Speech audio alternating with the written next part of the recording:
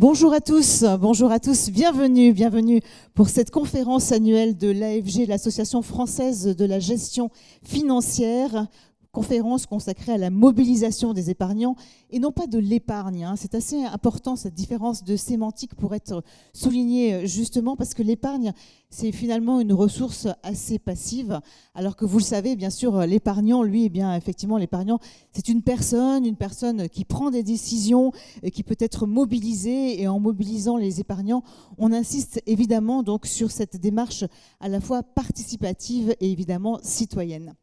Alors, je suis ravie d'être avec vous pour animer votre réunion. Je me présente rapidement. Je m'appelle Isabelle Gounin-Lévy. Je suis journaliste économique sur LCI, la chaîne Info. Et sans plus tarder, je vais vous demander d'accueillir chaleureusement le président de l'AFG, Philippe Sedbon, et sa directrice générale, Laure Delahousse.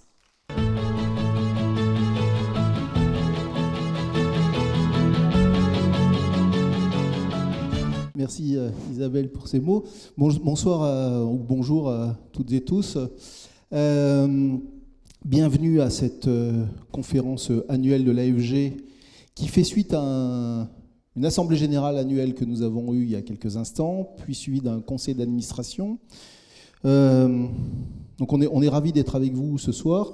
Et alors je suis non seulement ravi, mais honoré aussi, puisque le conseil d'administration de l'association m'a renouvelé sa confiance et pour un mandat de 3 ans en tant que président, 3 ans statutaire. Donc merci encore aux membres de l'association pour leur confiance.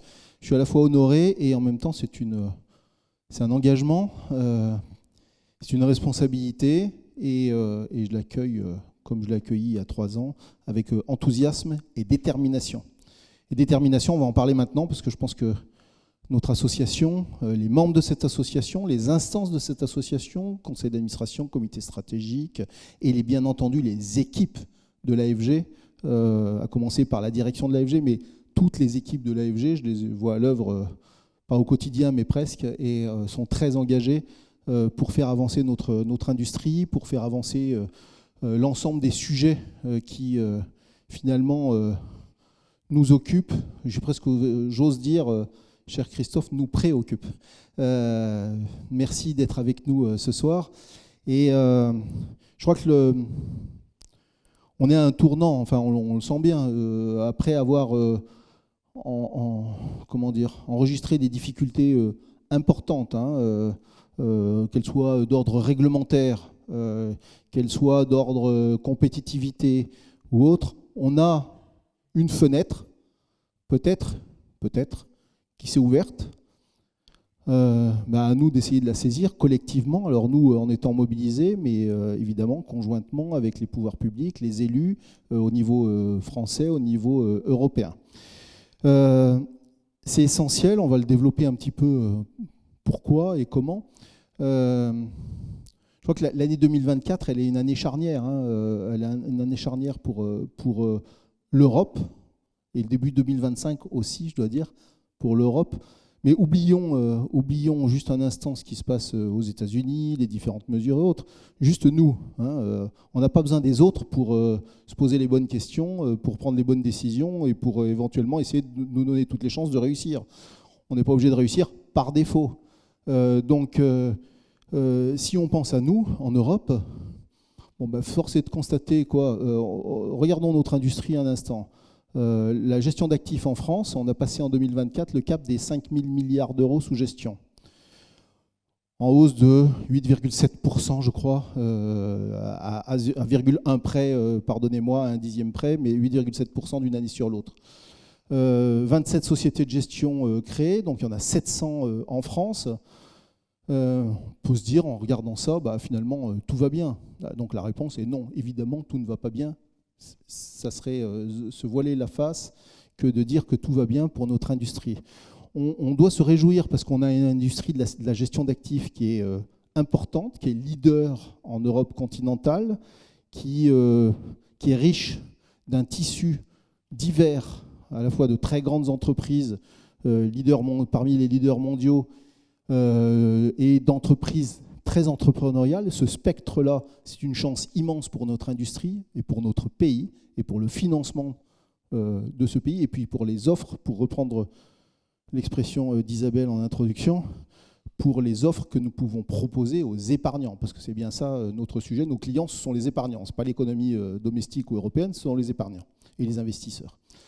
Mais pour autant, on a de nombreux challenges, parce qu'on opère dans une économie qui est au ralenti, c'est juste objectif de dire ça, qui est en perte de vitesse en termes de productivité, qui fait face à des endettements majeurs, des endettements en 2 mots, majeurs. Et donc, dans ce cadre-là, comment on continue finalement à avancer, à croître et à finalement faire prospérer notre industrie. Ça, c'est notre sujet, mais j'ai envie de dire notre industrie parce que d'abord, elle est au service des épargnants et des investisseurs. Et qu'elle fait la rencontre, elle est à la rencontre entre les épargnants et les entreprises, mais aussi le budget des États, mais aussi les agences, mais aussi les trucs. Et c'est tout ça l'économie. Il n'y a pas une économie, j'en profite pour placer mon point, mais il n'y a pas une économie réelle d'un côté et une économie virtuelle de l'autre. Tout ça, c'est l'économie, qu'on finance le déficit de l'État qui participe à la redistribution, qu'on finance le déficit de l'État pour financer de la retraite par répartition, ou qu'on finance des entreprises parce qu'elles ont des besoins d'innovation, des besoins de transition, et qu'on le fasse en action ou en dette. Tout ça, c'est le financement de l'économie.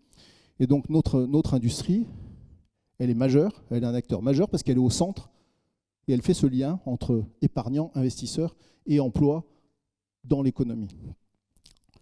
Donc on a probablement une fenêtre pour mettre en avant ce qui nous tient à cœur à l'AFG depuis de nombreuses années, Eric, qui est comment, non pas on augmente l'épargne, parce qu'elle est déjà très élevée, mais en revanche, comment on oriente mieux l'épargne, notamment vers du financement de long terme, donc notamment vers les actions. On y reviendra dans un petit moment. Laure, je te passe la parole.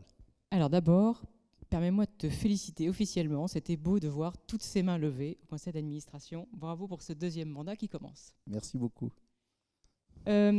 Pour reprendre ce que tu disais, le travail des équipes de l'AFG, c'est justement de veiller à ce que notre métier, nos acteurs qui sont leaders en Europe, se croissent et restent compétitifs et même améliorent leur compétitivité.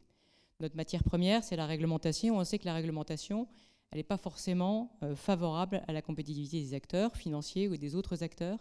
Et donc notre objectif à l'AFG, c'est de faire des propositions, d'être force de proposition pour aller dans le sens des pouvoirs publics, mais aller aussi dans le sens du développement de notre métier. Et on sait à quel point notre métier il est utile, il est même fondamental pour financer les entreprises, l'innovation, l'économie réelle dans son ensemble.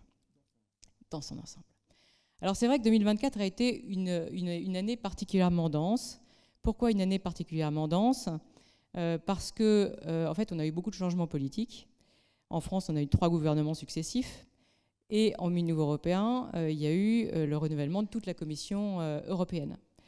Et on sait que les changements politiques donnent lieu à beaucoup d'innovations. Alors pas forcément d'innovation, là je ne parle pas de deep tech ou d'intelligence artificielle, je parle d'innovation réglementaire ou fiscale. Et c'est là qu'on a intérêt, nous, à être force de proposition pour essayer de freiner ce qui ne nous va pas et de pousser ce qui est favorable à notre métier, toujours en ayant en tête l'intérêt commun, l'intérêt de l'univers dans lequel on évolue. Et là, vous avez 39 personnes à l'AFG, 39 collaborateurs qui sont mobilisés chaque jour au service de notre métier, à votre service, société de gestion, au service, comme le disait tout à l'heure Philippe, des épargnants, d'une offre d'épargne que nous alimentons, qui soit riche, diversifiée, qui réponde aux besoins des épargnants, et une épargne qui finance derrière l'économie, et on en a besoin, comme le disent les rapports l'État, Draghi et Noyer, et Monsieur l'État viendra tout à l'heure. Donc 39 collaborateurs que je remercie du fond du cœur, qui sont là, au milieu de vous, pour leur mobilisation. Je remercie en particulier le COMEX et leurs équipes, donc je remercie Delphine, mon adjointe, Adina, qui est la directrice des expertises, Je remercie Caroline qui est là, je remercie Thomas, je remercie Christophe avec son bras en écharpe qui est là quelque part et qui, voilà, qui est là-bas. Voilà, donc merci à vous tous, merci à vos équipes et je reviendrai sur quelques dossiers clés tout à l'heure qui vous permettront d'éclairer un peu les grands chantiers de 2024.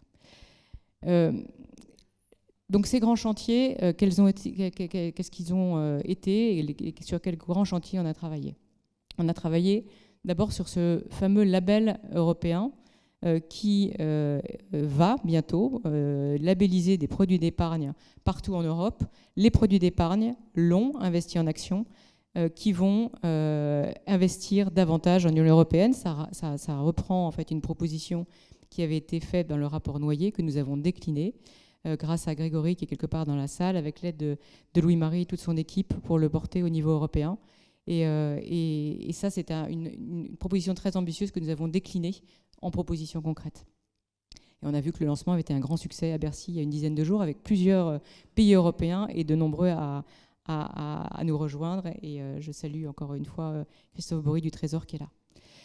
Donc label européen, sur risque, comment ne pas parler de risque qui nous occupe depuis 3 ou 4 ans.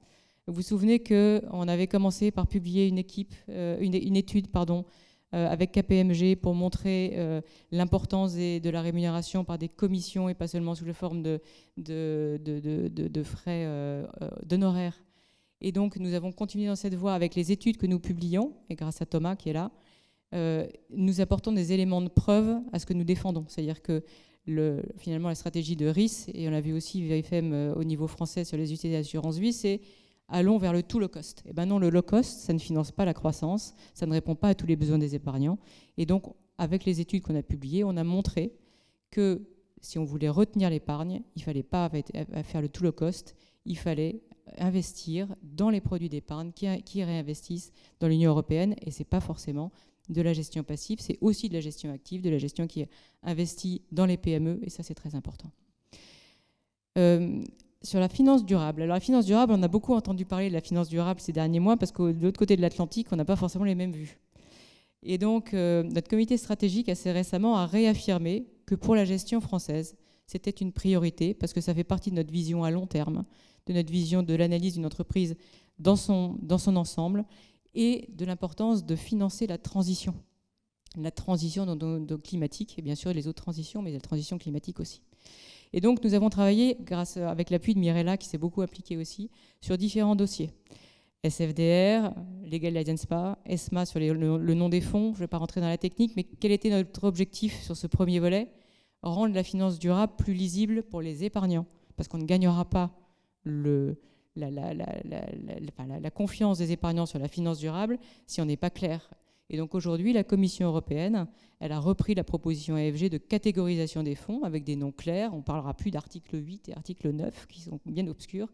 On parlera de fonds à impact, de fonds de transition, de fonds de sélectivité et ce sera déjà beaucoup plus facile pour les distributeurs de s'emparer de ces sujets. Le deuxième sujet sur la finance durable, c'est CSRD, Omnibus, dont on parle beaucoup en ce moment. On a besoin, nous, acteurs financiers, de données fiables, de données qui soient comparables, qui soient auditées, pour ne plus dépendre des prestataires, autant en tout cas des prestataires extérieurs, et d'avoir notre propre analyse sur des données auditées.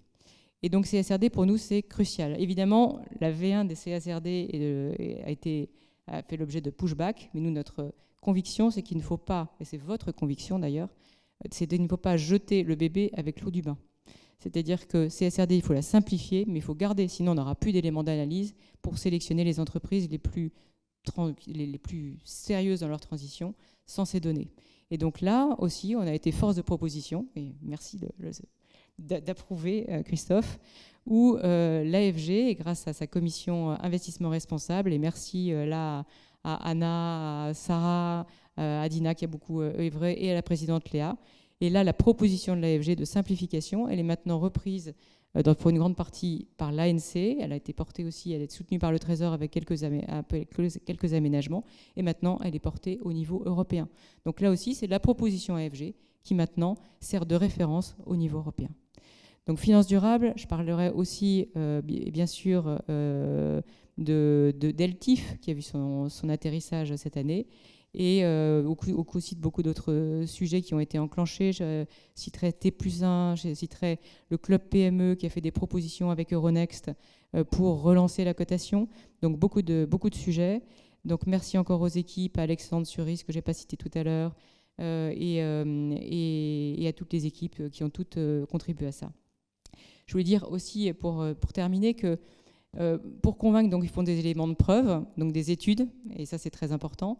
Il faut aussi avoir un dialogue de confiance, je pense, et notre expertise, ces éléments de preuve que nous apportons, ça nous permet d'interagir en confiance avec les autorités. À Bruxelles, avec notre équipe de Bruxelles, auprès des parlementaires, auprès de la commission des représentations permanentes des États, et puis en France aussi, où les équipes de l'AFG, les experts en particulier, sont quasiment quotidiennement en relation avec le Trésor et avec l'AMF, que je remercie encore une fois pour leur qualité d'écoute. Voilà ce que c'est que le boulot de l'AFG, c'est quelques dossiers, mais je vous invite à lire l'intégralité de notre rapport d'activité. Vous aurez toute notre activité sur 2024, en tout cas les éléments marquants. Merci beaucoup à la communication, parce que grâce à la communication, ça nous permet de porter aussi nos messages. Il y a sous le contrôle de Caroline, là, il y a une tribune qui est sortie avec Eric et Philippe sur l'éducation financière. Il y a une interview de Philippe qui paraît aujourd'hui. Et tout ça, ça nous permet aussi de relayer sur VFM. Il y a eu un article récemment sur la Value for Money en France. Et tout ça, ça nous permet de peser dans le débat public pour montrer ce qu'on pèse et pourquoi on défend telle ou telle position. Donc voilà, donc des positions argumentées qui sont portées, qui sont relayées par la communication, qui sont étayés par des preuves et tout ça ne serait pas possible si on n'avait pas le secrétariat général, les services des adhérents pour nous héberger, pour recruter, et c'est pas toujours facile. Donc merci à tous, merci encore aussi à Dina qui anime cette équipe des experts qui se donne quotidiennement. Merci à Delphine aussi pour l'organisation de et à l'équipe com, mais pour l'organisation de la conférence de Bruxelles qui a eu aussi beaucoup de succès cette année, et tous les événements que nous organisons, et le forum entrepreneur aussi pour lequel nous vous donnons rendez-vous dans les semaines qui viennent, enfin à la rentrée. Voilà, donc voilà toute l'action que nous avons menée et que nous allons continuer à mener. Et je te repasse la parole pour les perspectives 2025. Merci Laure, et à nouveau merci Laure, merci Delphine, merci à toutes les équipes de l'AFG pour l'année 2024 extrêmement dense, extrêmement riche, qui a été produite et qui nous a permis d'avancer sur de nombreux sujets, et que l'AFG soit encore et toujours un peu plus force de proposition et référence pour ces propositions dans le débat public et pour faire avancer. Alors, si on regarde maintenant 2025 et au-delà, puisque j'ai un petit peu d'horizon pour dégager, pour y penser, avec vous toutes et vous tous, très clairement, l'AFG va continuer à faire bien ce qu'elle a toujours bien fait, qui est défendre la gestion d'actifs et défendre les sociétés de gestion françaises dans un environnement qui est quand même particulièrement compliqué, particulièrement adverse. Je ne vais pas le réévoquer, vous le connaissez aussi bien que nous, si ce n'est mieux, mais on a besoin d'être mobilisé en permanence, parce que il ne se passe pas une semaine quand même sans qu'il y ait un petit coin éventuellement qui puisse venir. Mais ça, c'est depuis toujours, et on peut faire. Ok, ça c'est le, j'ai envie de dire, c'est le day-to-day. Hein. Maintenant, on a une formidable fenêtre qui s'est ouverte. Alors on avait pris, tu as rappelé, et je le rappelle quand même, on a pris, l'AFG a été un petit peu en avance sur des rapports d'éminentes personnes, donc, dont Enrico Letta qui va nous rejoindre, dont Mario Draghi, dont Christian Noyer, mais on était un petit peu en avant puisqu'on a publié un manifeste dès le début de l'année 2024 pour notre conférence de Bruxelles il y a un an et demi maintenant, qui plaidait pour ces enjeux de compétitivité et une Europe compétitive lorsqu'on se projetait à 2030. Donc, ce qui montre d'ailleurs à la fois les expertises et la vision développée par les équipes de l'AFG en la matière. Et on a une formidable fenêtre puisque la Commission européenne elle-même désormais, nous parle de boussole de compétitivité. Donc parlons de fenêtres, parlons d'opportunités, je ne sais pas. Mais en tout cas, on peut témoigner, il ne se passe plus maintenant, j'allais dire une journée, alors c'est peut-être un peu exagéré, mais enfin une semaine, sans que, où qu'on aille, quels que soient les interlocuteurs, on ne nous parle pas de compétitivité européenne, et ça passe d'ailleurs par les enjeux de simplification et autres. Eh bien, j'ai envie de dire, si nous, Européens, mais ce n'est pas nous, gestion d'actifs, c'est nous, Européens, on n'est pas capable de saisir ça et on rate cette fenêtre-là, ben, même les erreurs qui se peuvent être faites à l'étranger feront qu'on ne sera pas gagnant par défaut. Hein. Donc saisissons ça, mais c'est dans nos mains, hein. C'est pas je ne sais où, à Bruxelles dans un tiroir, ou pardon, j'allais dire à Bercy dans un tiroir, mais pardon Christophe. Mais en tout cas, c'est dans nos mains à nous tous. Saisissons cette opportunité, cette formidable fenêtre d'opportunité. Pour la première fois depuis 50 ans, l'Europe ne se préoccupe pas seulement et exclusivement de protéger le consommateur, mais s'occupe désormais de la compétitivité de la partie production, qui est juste l'autre face de la même pièce. Allons-y, parce que c'est au moins aussi important que de protéger le consommateur. Ça lui fera de belles jambes au consommateur le jour où il n'aura plus d'emploi et le jour où son épargne ne vaudra pas grand-chose. Donc, allons-y avec détermination. En tout cas, je peux vous assurer que l'ensemble de l'équipe présidente de l'AFG, nouvellement réélue, et les équipes dirigeantes de l'AFG et l'ensemble des équipes de l'AFG sont mobilisées là-dessus, que ce soit à Paris ou à Bruxelles, pour faire avancer ces idées-là. Et c'est tellement important, c'est tellement crucial pour l'économie européenne, et parce que nous avons un rôle important à jouer dans ces modifications-là. Donc on y va. Ça passe notamment par une chaîne. Il faut toujours réaffirmer le rôle de tous les maillons. Hein. Et donc, ce n'est pas seulement le grand dessein de l'emploi de l'épargne, mais ça passe notamment aussi par la relance. Hein. Je le dis à dessein, mais la relance, ce que nous avons fait en 2024 à travers une initiative conjointement avec la CDC, sur la relance des PME, donc une initiative PME 2030, et merci à Guillaume, je ne le vois pas, mais de co-présider cette initiative-là. Merci Guillaume, parce que c'est essentiel. Ça passe par assurer la continuité entre ce formidable vecteur de développement qu'est le private equity, mais qui doit déboucher à un moment donné sur un stade différent de développement des entreprises, et donc qui passe par la cotation et l'appel public à l'épargne de façon plus large. Enfin, il y a tout ça qu'il faut remettre en ordre de marche, qui a été abîmé durant les années passées ou les décennies passées, et maintenant qu'il faut relancer. C'est la seule façon que nous avons de faire avancer l'ensemble et de gagner ensemble. L'objectif étant quoi ? À travers notamment, tu le citais, cette proposition européenne d'un label que nous soutenons très fortement. Il n'y a aucun doute là-dessus, n'ayez aucun doute là-dessus. On le soutient, on fait des propositions, y compris sur l'accompagnement fiscal de ce label. Pourquoi ? Parce que l'objectif, in fine, est bien de créer en Europe le même cercle vertueux que ce qui peut exister ailleurs. Ce cercle vertueux, c'est quoi ? C'est j'épargne, en tant que citoyen, j'épargne. J'investis cette épargne plutôt en Europe qu'ailleurs, tant qu'à faire. En tout cas, s'il doit y avoir un incentive public pour investir cette épargne, eh bien, il faut que ça soit orienté vers l'Europe et pas ailleurs. Sinon, ça n'a aucun sens d'avoir un incentive public, une aide fiscale pour investir ailleurs. Donc j'investis dans les entreprises, ce qui permet à la fois sur le court terme, moyen terme, long terme, donc c'est à la fois évidemment des actions, on a besoin de capital, mais aussi du financement en dette, qui permet à ce moment-là aux entreprises d'investir dans l'innovation, dans les transitions que tu évoquais, donc d'améliorer leur capacité de profit, et parce qu'elles seront plus profitables demain, eh bien, elles dégageront des rendements supérieurs ou une espérance de rendement supérieure pour les épargnants. Et donc c'est ce cercle vertueux-là, puisque ça ramènera à nouveau l'épargne.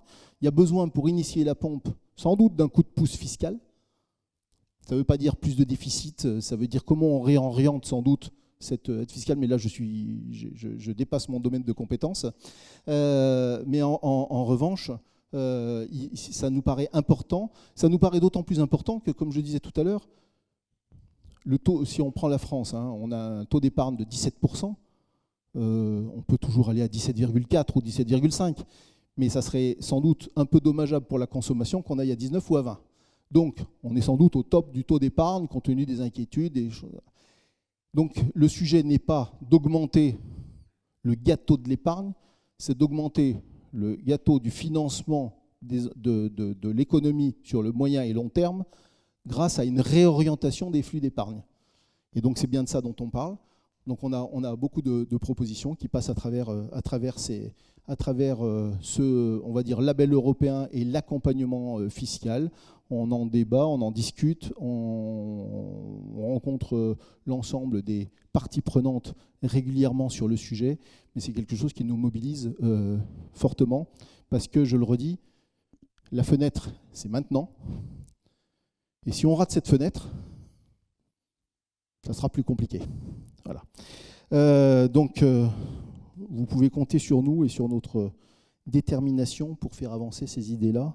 Je me souviens, je fais juste la mention, comme on est entre nous, je me permets de faire des choses qui n'étaient pas prévues. Mais je me souviens avec Eric, au début de sa présidence, donc il y a presque 10 ans maintenant, en 1996, nous étions à Bruxelles pour défendre exactement les idées que je viens de développer là. On peut dire que nous n'étions pas du tout écoutés. Donc désormais, non seulement on écoutait, mais ces idées-là, et tant mieux, tout le monde se les est appropriées. Et donc, je redis, si on n'est pas capable de les transformer maintenant, on ne les transformera jamais. Donc c'est maintenant. Donc nous, Européens, mobilisons-nous. Donc merci d'avance, et d'ailleurs on va en parler un petit peu plus avant. Et donc je voudrais remercier les orateurs qui nous font le plaisir de nous rejoindre, au premier rang desquels Enrico Letta. Merci beaucoup d'être avec nous. Nous sommes très honorés. Bernard Sananès, et puis bien entendu Christophe Bory, Mirella qui interviendra, Catherine Hibel et Denis Ferrand qui est avec nous. Et merci. Et donc merci de participer à cette table ronde. J'en ai terminé. Vous pouvez compter sur, je le redis, sur notre engagement, sur mon engagement personnel. Et puis, merci d'avance pour vos contributions parce que, je le redis, ce n'est pas un sujet qui doit être pris à un endroit, en Europe, à Paris ou ailleurs. C'est un sujet collectif, y compris notre industrie est un sujet collectif. Merci beaucoup. Merci beaucoup. Merci Laure Delahousse. Merci Philippe Sedbon, qu'on peut encore applaudir pour cette réélection, effectivement. Donc, un grand bravo à vous. On va maintenant avoir le plaisir de vous dévoiler les résultats d'une étude ELAB réalisée pour l'AFG sur les Français et l'éducation financière. Et effectivement, vous allez voir qu'il y a matière à apprendre beaucoup de choses. On en apprend beaucoup sur les rapports, sur les Français et l'argent. L'AFG d'ailleurs a fait une publication LinkedIn sur ce sujet que vous avez peut-être vu. Alors qu'est-ce qu'on y apprend? Je ne vais pas dévoiler, ne vous inquiétez pas Bernard, mais par exemple 7 Français sur 10 disent qu'ils ne sont pas à l'aise avec cette éducation financière, qu'ils souhaiteraient en avoir dès l'école. On apprend encore plein de choses. Et c'est donc Bernard Sananès, le président d'ELAB, qui va venir nous dévoiler les résultats de cette étude. Merci de l'applaudir.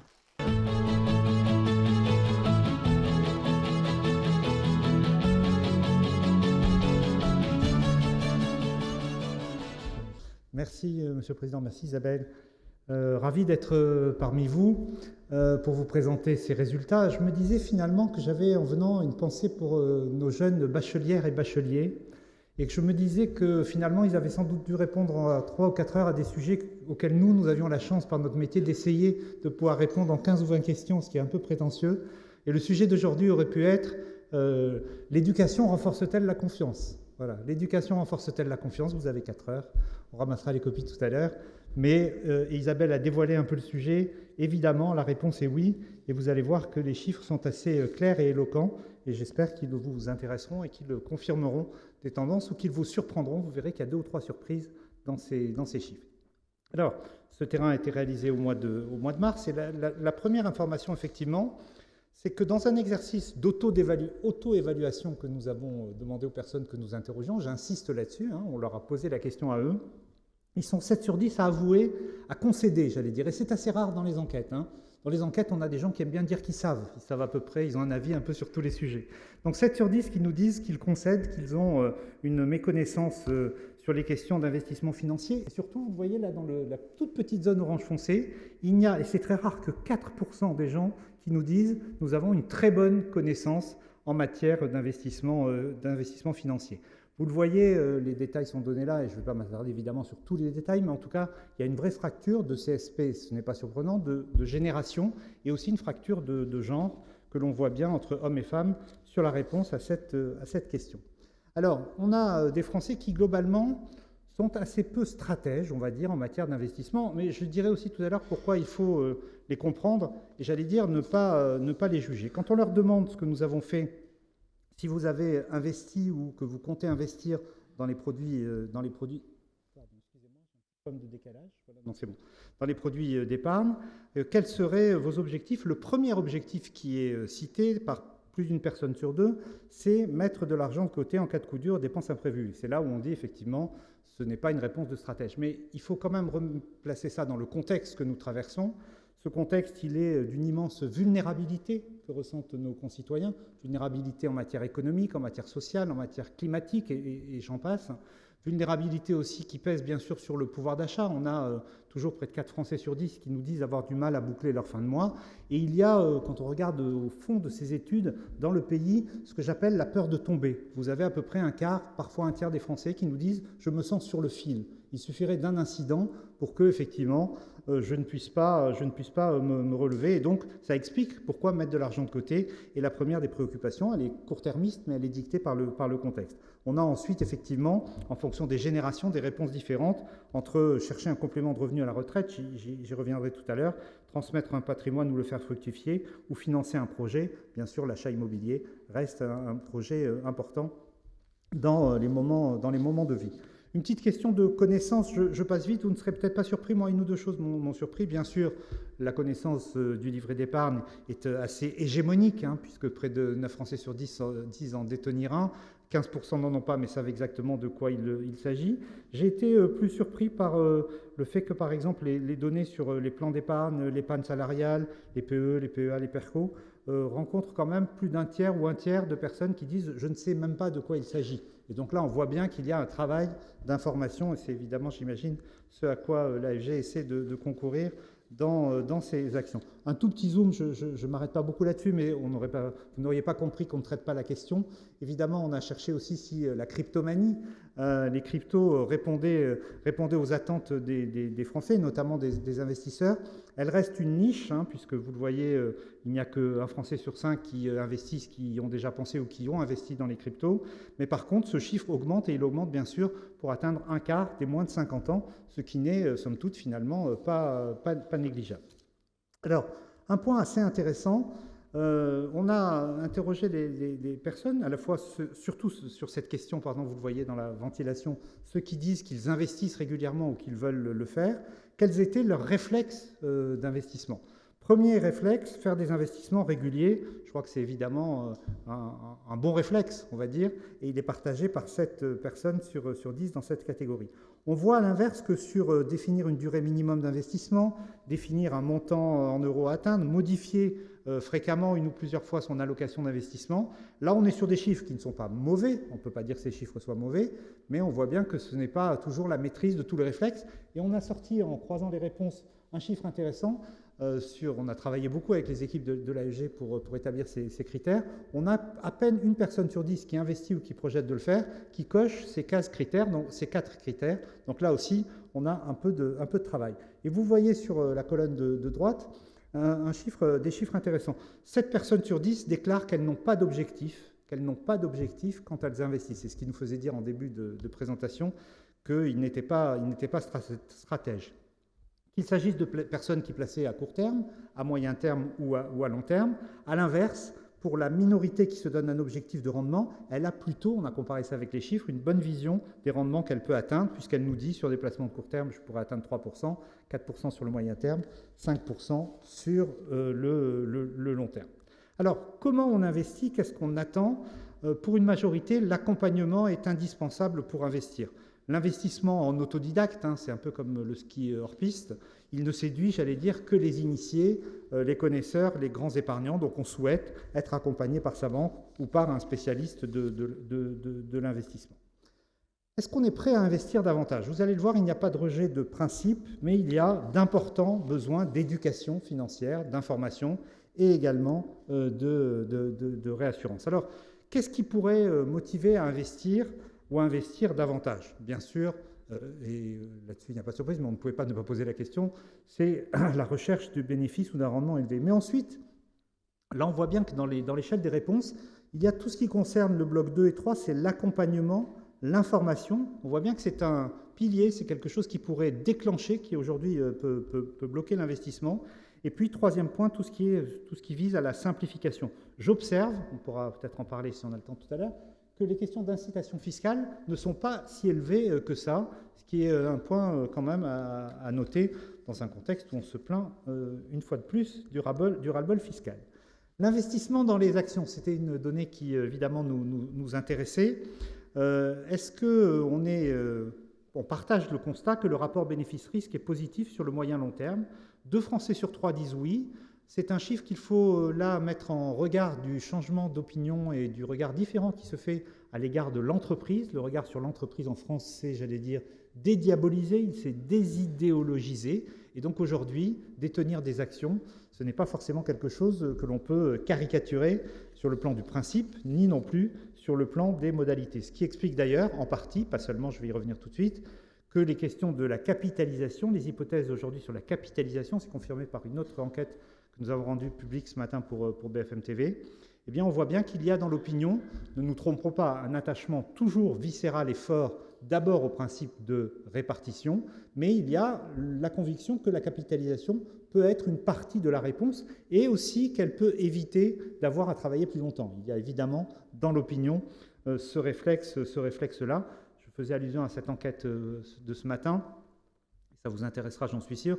6 actifs sur 10 considèrent que leur retraite n'est pas garantie pour l'avenir, ce qui explique évidemment que la retraite par capitalisation soit quelque chose, là aussi, qui est regardé, j'allais dire, sans idéologie. Pour investir davantage, on voudrait le faire, et c'est une question évidemment, un sujet qui vous intéresse particulièrement, plutôt via un fonds d'investissement plutôt qu'en direct.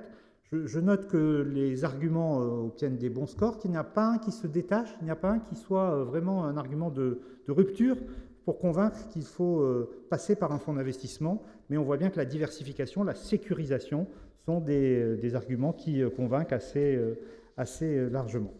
Et puis, vous l'évoquiez, Monsieur le Président, en parlant du contexte et du moment juste avant que je monte à cette tribune.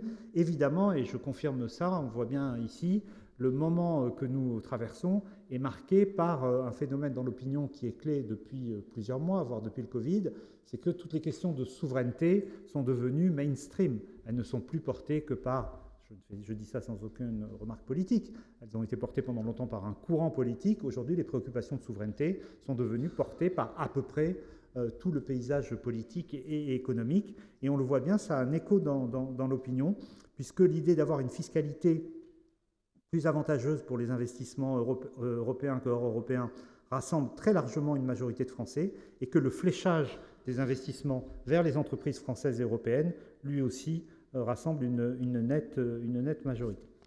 Alors, pour terminer cette dernière partie, vous me dites si on est dans les temps, ça va? Je ne veux pas que le Premier ministre soit trop en retard.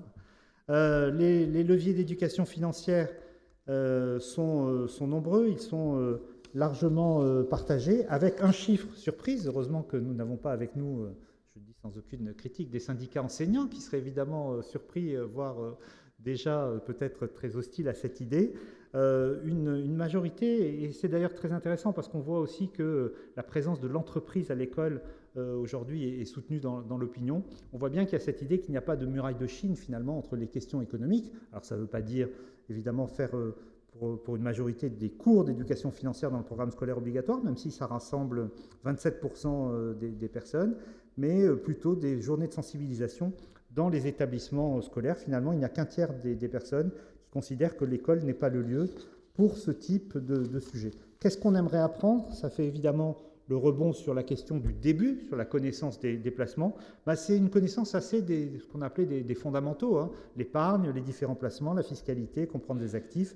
Voilà, c'est vrai qu'il y a un champ d'éducation et d'information qui est très large et qui est très net. Pour cela, il y a bien sûr, je vais y revenir tout à l'heure, les personnes qui ont une autorité, une légitimité en la matière, mais il y a aussi toute l'information dont on peut disposer online, que ce soit les simulateurs, les vidéos explicatives, les guides pédagogiques, les applications mobiles. Là, la liste des possibles est extrêmement variée et elle rencontre des publics différents, mais elle rencontre à chaque fois des publics intéressés. Pour les jeunes, YouTube et Instagram sont des sources d'informations majeures, mais pour autant, il y a même chez les jeunes une réticence quand même à s'informer sur ces questions, sur les réseaux sociaux ou à faire confiance aux influenceurs. Vous le voyez ici, la confiance sur les influenceurs, on est plutôt en défiance à 8 personnes sur 10, et c'est le cas dans de moindres proportions, mais c'est le cas également chez les moins de 25 ans. Et enfin, et je terminerai par ça, puisque vous évoquiez tout à l'heure, Madame la Directrice Générale, je crois, la question des labels. C'est vrai que le fait que ces informations soient labellisées est vécu comme une preuve de réassurance. Voilà. Donc je termine en conclusion en disant qu'effectivement, on a là la confirmation qu'il y a ce besoin d'éducation, cette demande d'éducation financière. Il y a ce besoin de faire que l'économie et la finance, j'allais dire, entrent à la maison, hein, qu'on comprenne. On a aussi le besoin dans la société de maîtriser son avenir. On a le sentiment de subir, et donc pour maîtriser son destin, pour maîtriser son parcours de vie, on a évidemment besoin de maîtriser ces questions financières. Deuxièmement, il y a un momentum lié à la souveraineté qui est très partagé. Et troisièmement, il y a un besoin de sécurité et de réassurance qu'évidemment, dans votre métier et votre profession, vous incarnez vis-à-vis de tous ces publics. Je vous remercie. Merci beaucoup. Merci beaucoup Bernard Sananès pour toutes ces précisions. Alors vous savez, il y a un an, un rapport majeur a été publié sur le marché intérieur, rapport qui a eu un large écho, qui a contribué de manière décisive à éveiller les consciences en Europe justement sur les nouveaux défis à relever. Ce rapport, c'est bien sûr le rapport L'État. Alors un an après, où est-ce que nous en sommes? Les élections européennes, ça a été dit, ont eu lieu bien sûr, une nouvelle commission européenne a été mise en place. Il y a eu également l'élection de ce nouveau président américain qui rebat les cartes chaque jour, et on le sait bien quand on suit l'actualité. Alors, est-ce que l'Europe est sur la bonne voie justement aujourd'hui pour faire face à ces nouveaux enjeux de souveraineté et nouveaux enjeux notamment sur la mise en œuvre de l'UEI? Eh bien, pour en parler, nous avons le plaisir maintenant d'accueillir Enrico Letta, le président de l'Institut Jacques Delors. Merci de l'applaudir.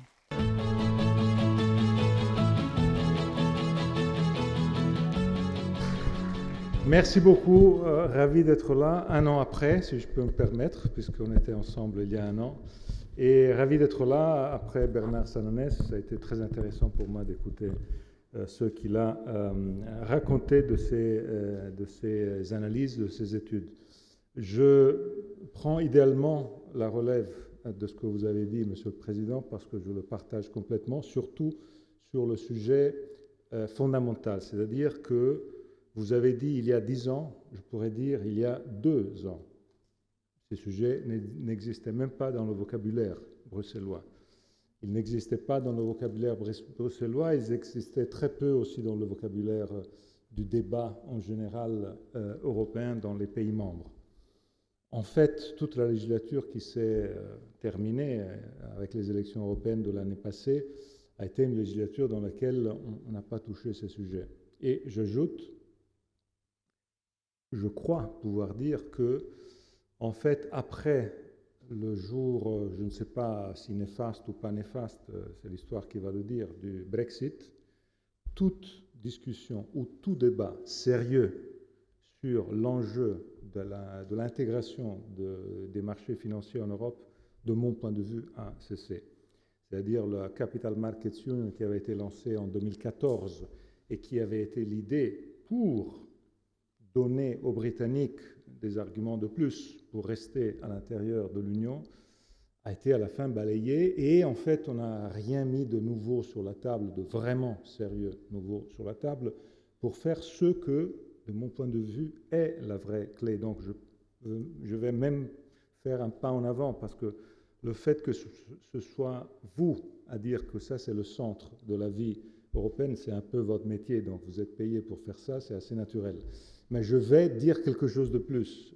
C'est moi qui le dis, c'est-à-dire quelqu'un qui est en dehors de ce sujet. Moi, je pense que c'est le sujet qui va faire le bon ou le négatif des prochaines années de la vie européenne. C'est-à-dire être en condition de faire en sorte que ce projet de l'Union des épargnes et des investissements soit un sujet non seulement qui trouve le consensus général, qui soit gagnant et qui effectivement change la donne de l'économie européenne.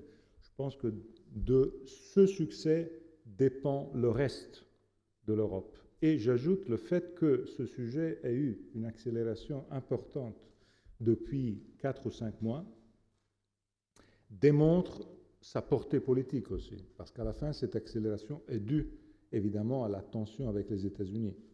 Et cette tension est une tension qui est liée à un grand changement qui est en train d'avoir lieu. L'Europe qui doit se poser le problème d'être autonome et indépendante, et évidemment, cette autonomie et cette indépendance ne peut être liée seulement à la question des armements et de la défense. Moi, je pense que ce serait une énorme erreur si on pensait que la question de l'indépendance et de l'autonomie européenne devait être développée seulement sur une question de pourcentage de dépenses pour les armements. Je crains même qu'on va vivre dans les prochains jours le grand festival de l'hypocrisie mondiale. À La Haye, quand les leaders de l'OTAN vont se rencontrer, chacun va lancer des chiffres pour plaire au président américain. Personne ne va être en condition de faire en sorte que ces chiffres deviennent la réalité, parce que nous sommes tous dans des économies compliquées. Mais surtout, même dans ce domaine, ce n'est pas le chiffre qui change les choses, mais c'est la façon dans laquelle on les dépense. Si dans un domaine, vous vous trouvez à dépenser beaucoup d'argent et les résultats ne sont pas bons, ce n'est pas en ajoutant de l'argent encore que les résultats vont être mieux. Il faut dépenser mieux. L'Europe dépense tout ensemble une quantité d'argent dont seulement les États-Unis sont devant nous. Seulement.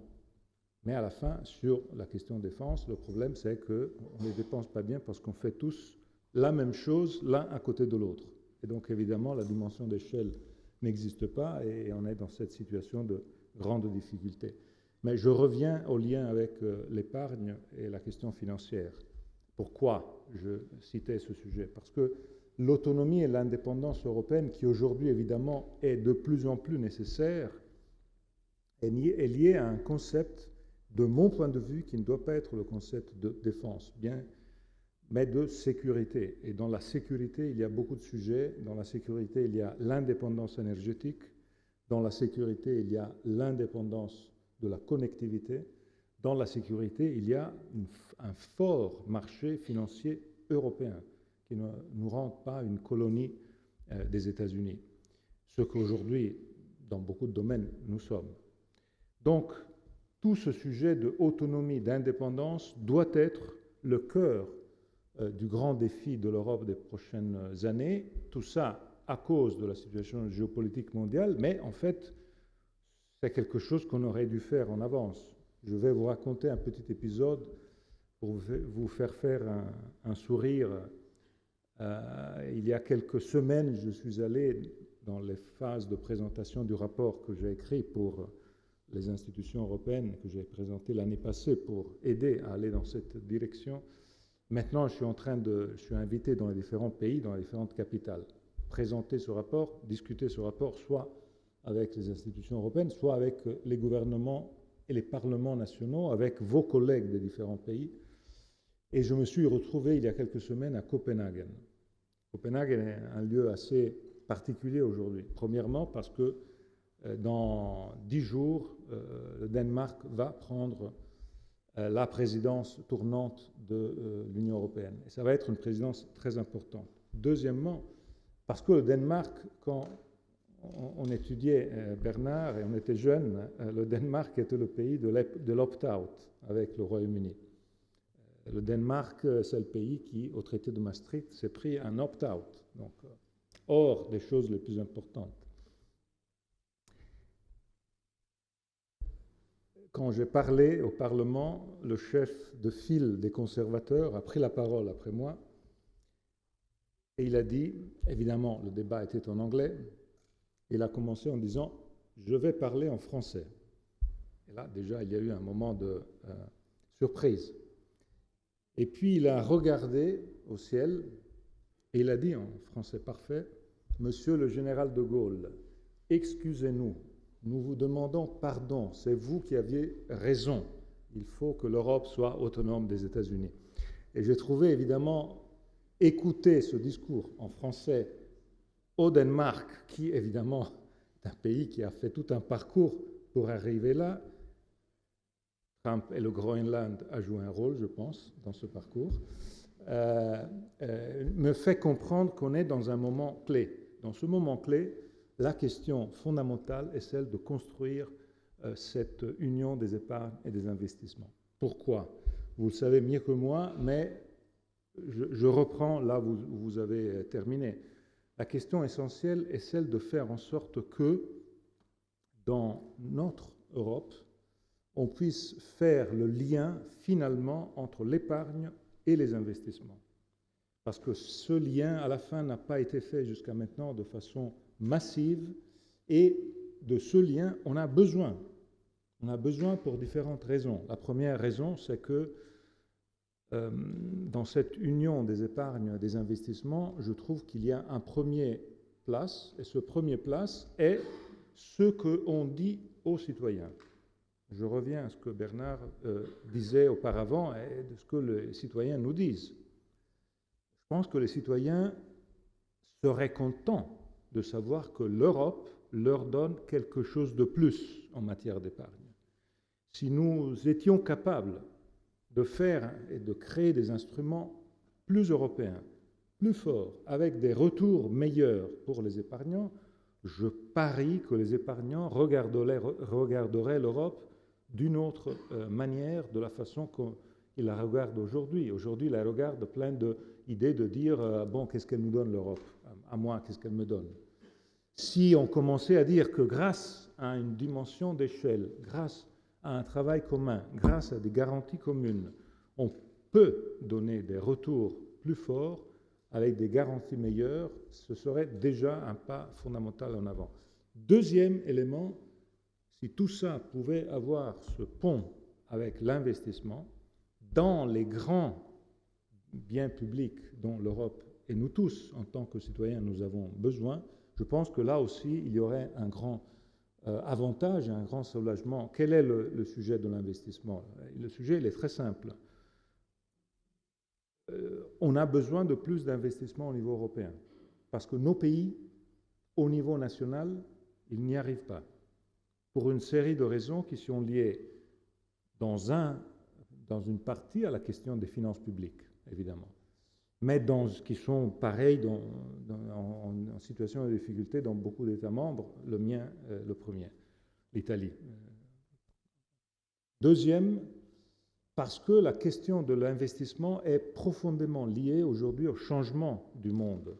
Le monde aujourd'hui a changé d'échelle et on a besoin d'investissements qui soient d'un niveau supérieur pour faire en sorte que l'Europe tienne le pas. À mes concitoyens, je raconte toujours cette histoire et je vois toujours des regards éperdus ou un peu douteux, voilà, de ma bonne foi ou du fait que je dise les choses vraies. Quand je raconte que quand le marché unique a été créé entre 1985 et 1992 par Jacques Delors, l'Italie, à elle seule, avec ses 60 millions d'habitants, était plus grande économiquement que la Chine et l'Inde mises ensemble. c'est une chose qui fait rire aujourd'hui. Aujourd'hui, ensemble, elles sont 20 fois l'Italie. Et évidemment, ce discours vaut pour la France. La France était plus grande que la Chine et l'Inde mises ensemble il y a 35 ans quand le marché unique a été créé. Le monde était fait de 3 milliards d'habitants. Aujourd'hui, on en a ajouté 5 milliards d'habitants. Et de ces 5 milliards, aucun est européen. Ils sont tous basés autre part. Et la évolution technologique a fait en sorte qu'aujourd'hui, on a les BRICS, aujourd'hui, on a tout un monde qui nous défie, et les États-Unis. Et pourquoi l'investissement est si important que ça? Surtout l'investissement privé, parce que c'est de ça que l'on parle, pour 2 raisons. La première, si nous regardons ce qui s'est passé aux États-Unis dans les dernières 12 années, on regarde une histoire qui peut être racontée par beaucoup de moyens, mais je me concentre sur un seul chiffre et une image, qui de mon point de vue est la plus importante de toutes. Les États-Unis, il y a 12 ans, donc en sortie de la crise financière, investissaient le même chiffre d'argent public et le même chiffre d'argent privé dans l'investissement en recherche et développement. 1 et 1. Le 1 d'il y a 12 ans en investissement d'argent public est le même 1 d'aujourd'hui. Rien n'a bougé. Ils n'ont pas investi plus de ce qu'ils faisaient il y a 12 ans. C'est le 1 en investissement privé d'il y a 12 ans qui est passé de 1 en 12 ans à 4. Et ce qui est absolument incroyable et spectaculaire. L'avancée des États-Unis dans des domaines comme l'espace et l'intelligence artificielle, j'en cite 2 qui sont les plus à la mode aujourd'hui, évidemment, n'est pas due à l'investissement public seulement. Évidemment, il y a eu aussi ça, mais surtout à l'investissement privé. Et je pense que c'est le sujet sur lequel nous devons faire un peu un examen de conscience, nous, en Europe, d'avoir pensé que la recherche, le développement se fait surtout avec l'argent public. En vérité, il faut soit l'argent public, soit l'argent privé. Mais si on n'a pas de marché financier intégré, et si on n'a pas ce pont entre l'épargne et les investissements, c'est très difficile de faire en sorte que ça marche. Et évidemment, la deuxième chose est la chose qui était... Donc la première, cet aspect lié aux États-Unis, et à cet exemple incroyable de développement. Et la deuxième est liée au fait que si on n'arrive pas à déclencher ce pilier d'investissement privé, ce sera impossible de faire tout accord d'investissement d'argent public commun au niveau européen. On le sait très bien. On le sait très bien. C'est toujours la même discussion, le même débat en Europe qui aujourd'hui est plus compliqué qu'auparavant parce que les pays qui ne sont pas endettés n'ont pas envie de mettre leurs finances publiques ensemble avec les pays comme le mien qui sont endettés. C'est l'histoire de toujours en Europe. Cette histoire a trouvé un moment de bascule, mais à cause du météorite, à cause du Covid, et à cause du fait que dans ce mois de mai 2020, Macron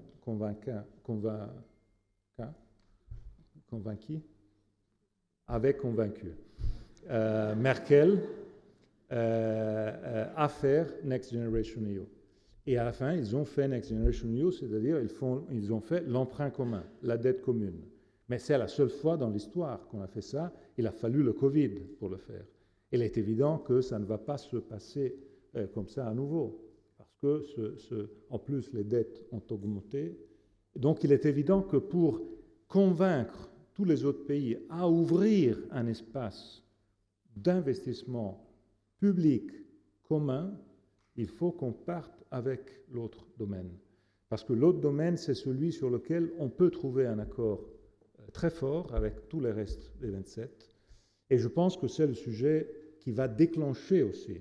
Parce que ce qui, évidemment, vous intéresse le plus, c'est de construire un marché financier qui soit capable de parler aux épargnants, qui soit capable de donner plus de dynamique, d'échelle, plus de force, et qui voit les gouvernements, les États, les institutions donner aussi, évidemment, des incitations, parce que c'est un passage essentiel pour arriver au succès. Mais évidemment, si on voit que ce n'est pas seulement, entre guillemets, pour avoir une dynamique de l'épargne meilleure, mais c'est aussi pour résoudre le problème politique fondamental de la montée des investissements publics, dans quoi? Dans des domaines qui sont fondamentaux aujourd'hui. On calcule, dans le rapport de Draghi calcule tous les coûts qu'on va soutenir dans les domaines qui sont les domaines de l'innovation, les domaines qui sont ceux de la sécurité, ceux de l'accompagnement de la transition verte. Ce sont tous des sujets qui nécessitent de l'argent. Et évidemment, la chose la pire serait celle de dire chaque État fait comme il peut. Parce qu'évidemment, les Allemands peuvent. Nous, non. C'est très simple. Et ça veut dire fractionner l'Europe en 2, en 3, et c'est ce qui, à la fin, détruirait l'Europe. C'est donc pour tout cela que j'ai voulu mettre au centre du rapport un sujet qui, en fait, n'a jamais été le centre de la discussion du marché unique européen. Quelqu'un a été assez frappé du fait que j'avais voulu un peu forcer la main et mettre ce sujet de l'intégration des marchés financiers au centre de tout. Mais je suis sérieusement convaincu que c'est le point de bascule. Mais évidemment, ce point de bascule, maintenant, a besoin d'une bataille de advocacy, comme on dit aujourd'hui. Et cette bataille d'advocacy a besoin de voix crédibles et a besoin aussi de voix crédibles dans la capacité d'atterrissage concret. Et c'est là que votre rôle est absolument fondamental. Aujourd'hui, on a commencé avec la commissaire Albuquerque qui a présenté des premières guidelines. Je pense que c'est important, surtout sur le timing, Monsieur le Président, parce que ça s'est passé immédiatement. 3 mois après le début de la vie de la Commission, le premier vrai document que la Commission a présenté a été le document sur la Savings and Investments Union. Et maintenant, dans ce document, il y a une possibilité de créer un consensus. Les États membres ont des difficultés aujourd'hui à dire non, parce qu'évidemment, il y a tout un discours autour. Comme toujours, le diable est dans les détails, donc il est évident qu'il faudra maintenant vigiler pour faire en sorte que les choses poussent. Mais moi, je suis très convaincu que l'initiative franco-espagnole était très positive.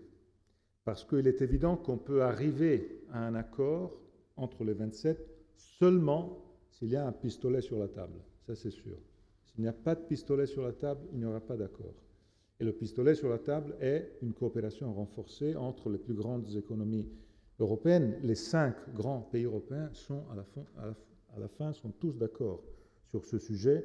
Et je pense que le fait de savoir qu'eux vont de toute façon foncer sur ce sujet, si d'autres pays continuent à nier l'importance de tout ça, moi je pense que c'est un élément de grand espoir. Et je suis en plus très reconnaissant en général à Paris et à la France, parce que dans la préparation du rapport qui m'a amené à 1 an de voyage partout en Europe, j'ai voyagé de l'Estonie jusqu'au Portugal, tous les 27. À la fin, les idées clés pour déclencher cet élément me sont venues du débat parisien, du débat français.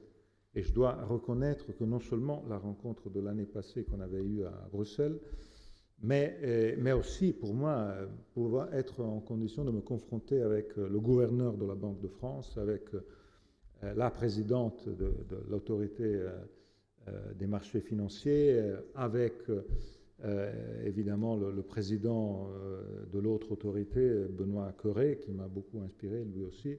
Donc ça a été franchement très important. Le fait qu'en parallèle, Christian Noyer ait été demandé de préparer un rapport français sur ces sujets, on a travaillé en parallèle et ensemble avec Christian sur ce sujet. Je dois dire qu'on est dans un moment d'alignement des planètes absolument inespéré. Il faut remercier un peu Trump aussi, hein, parce que si Trump n'était pas là, je ne pense pas qu'il y aurait eu cette accélération aujourd'hui. Un peu inespéré, mais surtout c'est une fenêtre d'opportunité qui peut se fermer. Et je vous dis tout de suite pourquoi elle peut se fermer et quel est le vrai ennemi de cette possibilité, de ce potentiel. Le vrai ennemi est le fait que l'Europe est capable de se concentrer sur une crise à la fois. C'est très difficile pour l'Europe d'être concentrée sur 3, 4, 5 grands dossiers en même temps. Ça a été comme ça dans le passé. Ça a été le marché unique, ça a été l'euro, ça a été l'élargissement. Si vous les prenez tous ensemble, chaque 3-4 ans, il y a eu un grand.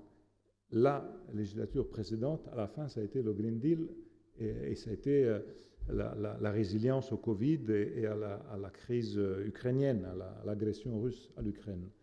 Cette législature doit être compétitivité et relance de l'intégration du marché unique dans les marchés financiers. Mais cette législature est menacée, et aujourd'hui, si Bernard nous faisait un sondage et nous racontait une enquête, une recherche sur les Européens, il nous dirait que les 2 sujets clés aujourd'hui, c'est tariffs, trade war et la défense. Évidemment, aucun de ces sujets est du gagnant-gagnant dans tout ça. On ne peut que perdre dans ces sujets. Je le dis très franchement. Dans le commerce, dans les tariffs, parce qu'évidemment, on a seulement à perdre sur ce sujet. Il faut se défendre, mais on ne peut que perdre. Nous, on est pour un libre-échange qui aide les entreprises européennes. Toute fermeture va créer des problèmes. Mais sur la défense aussi, je ne suis pas parmi ceux qui pensent qu'on va faire la défense européenne comme ça, en 2 minutes. La défense européenne, ça va prendre du temps, parce qu'on vient de 70, 80 ans dans lesquels on n'a pas fait de défense européenne. On a chacun son armée qui fait exactement la même chose de l'armée à côté. Donc, avant d'intégrer, il passera du temps.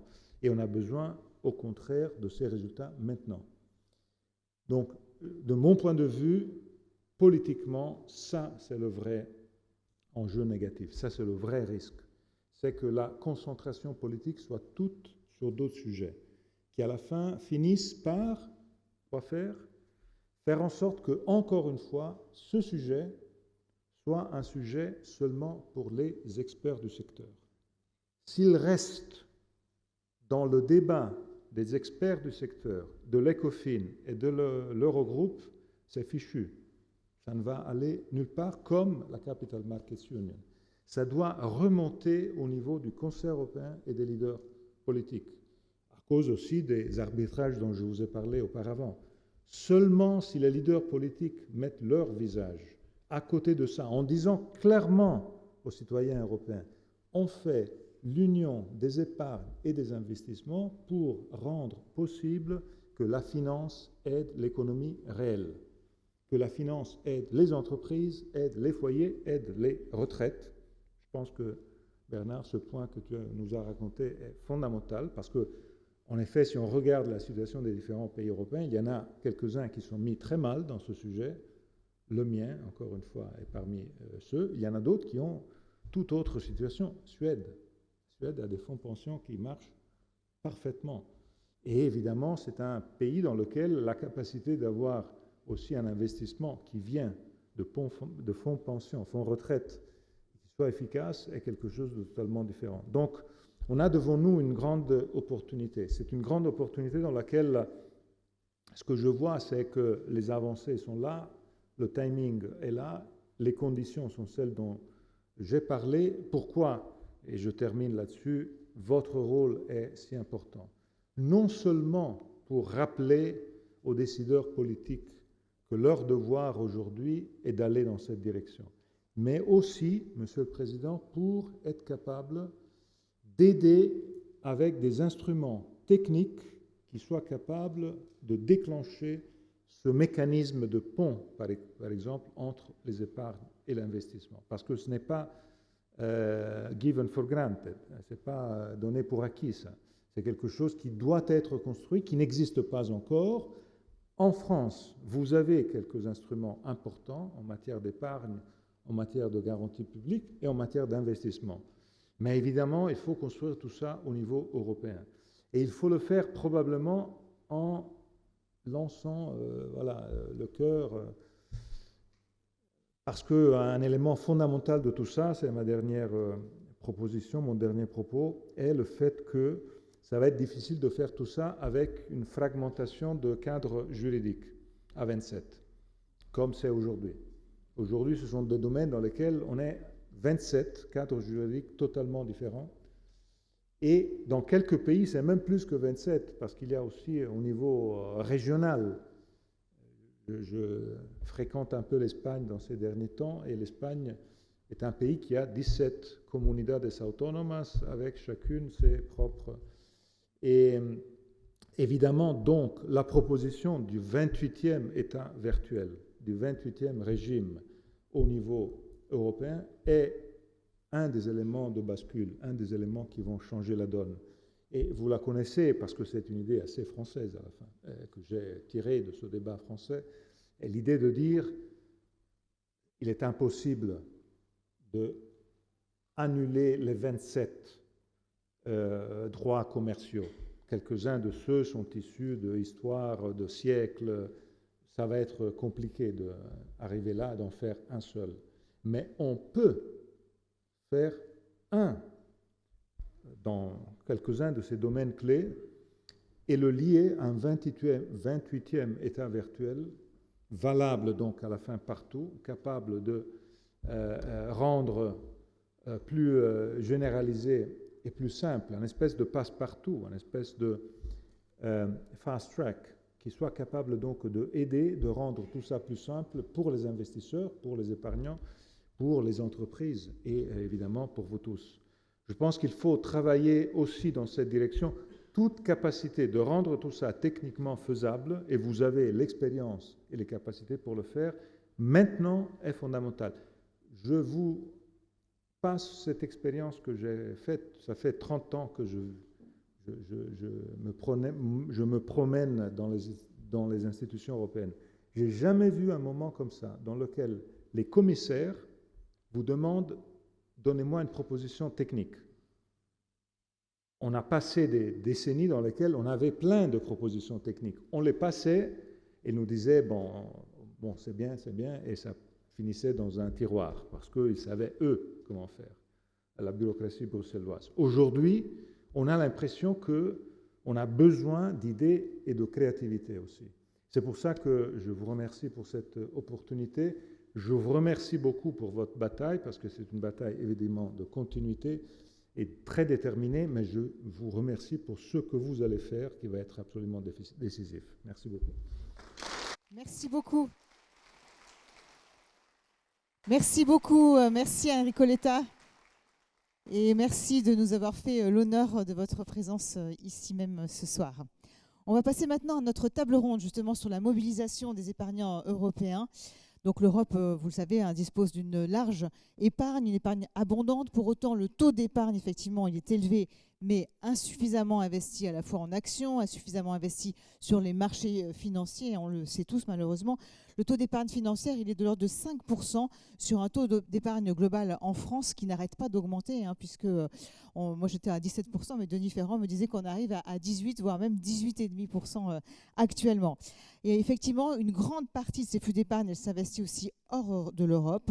Or, l'Europe, on l'a dit, elle a plus que jamais besoin justement d'investissements d'épargne, d'investissements privés. Alors aujourd'hui, cette Europe, si elle est solide, prospère, compétitive, eh bien, ça le sera avec de l'épargne, une épargne des ménages qui sera investie dans les entreprises. Et c'est vrai qu'à ce titre, on le sait, avec 5 000 milliards d'euros d'encours sous gestion, eh bien, les sociétés de gestion, elles ont un rôle tout particulier à jouer. Alors pour en parler maintenant, j'ai le plaisir d'appeler autour de moi Mirella Agache-Durand. Elle est vice-présidente de l'AFG. Merci de l'applaudir.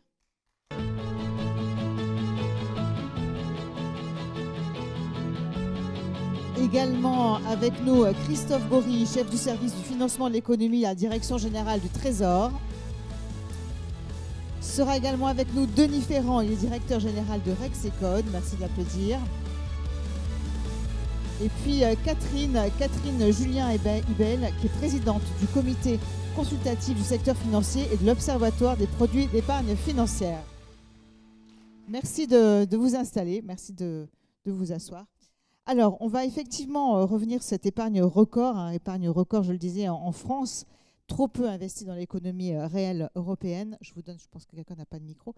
Il est urgent de comprendre justement alors comment mieux orienter cette épargne des ménages vers les entreprises, comment lever finalement ces freins donc pour mobiliser l'épargne. C'est vrai qu'on l'a dit tout à l'heure, donc lorsque le sondage ELAB nous a été présenté par Bernard Sananès, 7 Français sur 10 estiment qu'ils ont une faible éducation financière, donc il faut faire changer les choses parce que ça c'est un frein majeur.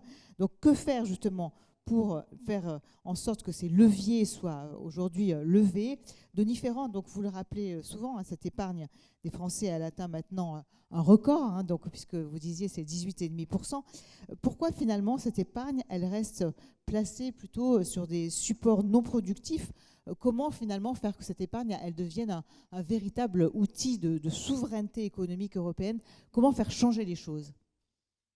On a combien de minutes? Alors c'est très rapide, donc là c'est vrai que vous faites bien de le rappeler, puisque en tout pour cette table ronde c'est un vrai challenge. On a 35 minutes, voilà. Donc déjà pour traiter cette question de la souveraineté, effectivement, Monsieur l'État a évoqué l'idée que la souveraineté ne doit absolument pas se limiter à l'enjeu de défense. La souveraineté, c'est aussi pour une économie construire un peu des positions fortes. Et il y a un chiffre qui me frappe fortement, c'est que la capacité créatrice, elle est là. Elle est en Europe, elle est forte, en France en particulier. Quand vous regardez sur 6 technologies de rupture fondamentale, vous vous rendez compte que 30% des brevets déposés à l'échelle mondiale, des brevets déposés aux États-Unis, au Japon, en Europe, le sont par des Européens.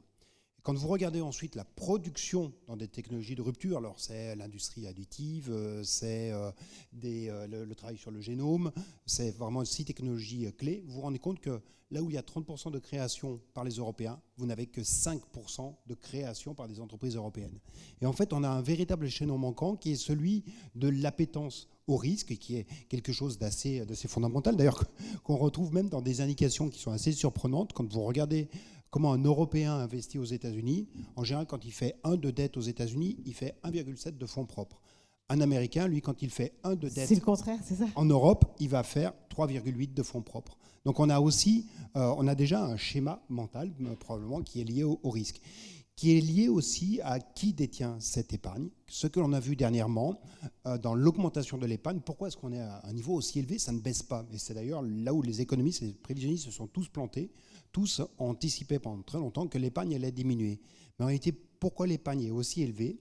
C'est parce que celle-ci, elle a été soutenue par le fait que ce sont des détenteurs de capitaux qui ont vu leurs revenus progresser le plus vite. Avec l'augmentation des taux d'intérêt, eh bien, il y a une augmentation des revenus financiers qui est intervenue. Ça va se calmer quand même un petit peu. C'est en train de changer quand même. C'est en train de changer, mais c'est relayé par quelque chose qui s'appelle les prestations sociales, et en particulier les prestations de retraite.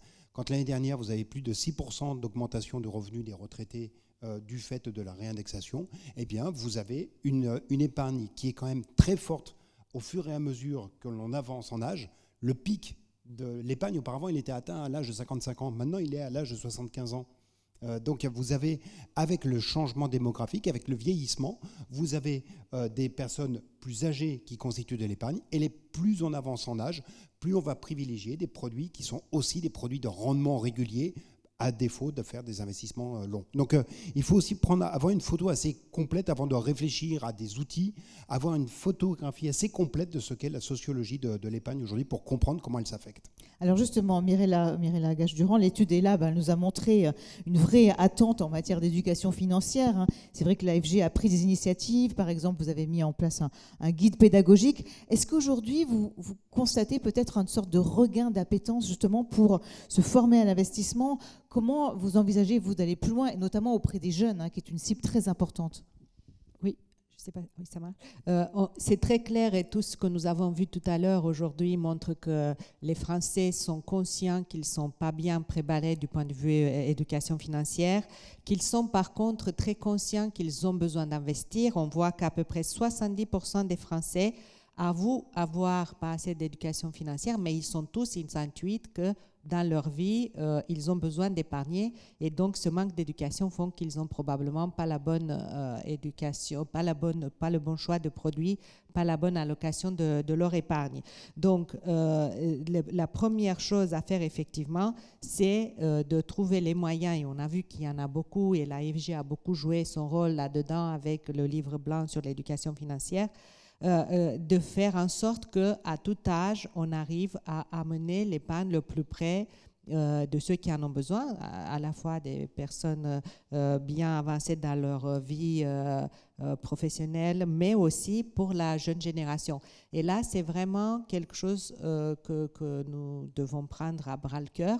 Et pour aller adresser cette jeune génération, il faut aller avec les codes qu'ils connaissent. Ils plébiscitent tous les canaux numériques. Il faut que nous soyons présents aussi sur ces canaux numériques. Quand on voit la facilité avec laquelle ils sont prêts à dépenser de l'argent sur les crypto-monnaies, c'est parce qu'ils voient que c'est des codes de jeux vidéo, des choses comme ça. Donc, il ne faut pas aller leur apprendre la finance avec le boulier. Il faut qu'on aille dans leur monde à eux, leur présenter avec des outils pédagogiques appropriés. Mais ça, on sait faire, et je pense que c'est un travail qui est à tous les niveaux, nous les professionnels, les associations, l'AFG, mais aussi l'école et le monde public pour arriver à ça. Alors justement, Catherine Julien-Ibel, vous êtes vous aussi en première ligne sur ce lien entre épargnants et professionnels. Est-ce que vous pouvez nous dire finalement quelles actions concrètes vous avez mis en place, parce que vous avez mis beaucoup de choses en place donc, au CCSF pour renforcer cette transparence, pour améliorer le conseil, reconstruire ce lien de confiance finalement. Donc vous êtes très actifs aujourd'hui. Tout à fait. Donc je voudrais m'appuyer sur les résultats très éclairants de l'étude ELAB, puisqu'il était montré que 41% des Français déclarent qu'une meilleure information sur les produits financiers les inciterait à investir davantage. Et c'est bien là tout l'enjeu. Pour mobiliser l'épargne, il faut que les épargnants comprennent les produits qui leur sont offerts. Et c'est précisément la mission du CCSF, du comité consultatif du secteur financier, que je précise. Alors le CCSF, il part toujours du point de vue concret de l'épargnant. Ce qu'il attend, c'est de la simplicité, de la transparence et de la confiance dans ce qu'on lui propose. Deux conditions sont essentielles pour ça: un bon conseil, adapté et à ses besoins, une information claire, lisible, transparente et accessible qui lui permette de comparer. On a mené plusieurs travaux selon différents axes pour améliorer ça. Le premier axe a été d'améliorer l'information sur les frais avant la souscription des produits. Et un exemple concret d'action du CCSF, ça a été l'accord de place de 2022 sur l'assurance vie et les PER, qui impose aux acteurs de publier sur leur site leurs frais. Je crois que c'est un pas important vers la transparence, même si l'outil mérite encore d'être amélioré.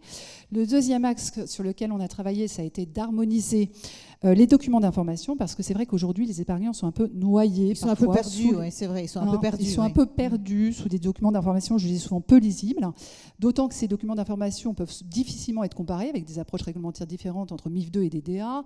Quant au DIC, lui, il est un peu complexe. Alors, je vais pas, enfin, tout le monde voit bien ce dont je parle, avec des scénarios de performance aux hypothèses complexes, des frais de transaction implicites, bref. Donc, au CCSF, on plaide pour une harmonisation des documents d'information, quel que soit le produit d'épargne, et pour afficher les frais de façon claire, afin de permettre une comparabilité des produits d'épargne et des services, et on a formulé des propositions concrètes dans ce sens. Troisième axe, le parcours client. Alors, on a constaté en travaillant récemment sur la perception par les clientèles des obligations réglementaires LCBFT que les contraintes réglementaires mal expliquées peuvent aussi freiner ou décourager les investisseurs, voire les pousser vers des circuits plus simples et moins réglementés. Donc, je pense qu'il faut aussi simplifier, harmoniser les pratiques sans renoncer, bien entendu, à la protection des clients. En résumé, mieux informer, bien conseiller, simplifier, voilà des leviers pour redonner confiance aux épargnants et sur lesquels notre comité a mis en place des actions concrètes. Alors Christophe Bory, pour terminer ce premier tour de table, comment vous envisagez-vous justement de rationaliser ces dispositifs d'éducation financière?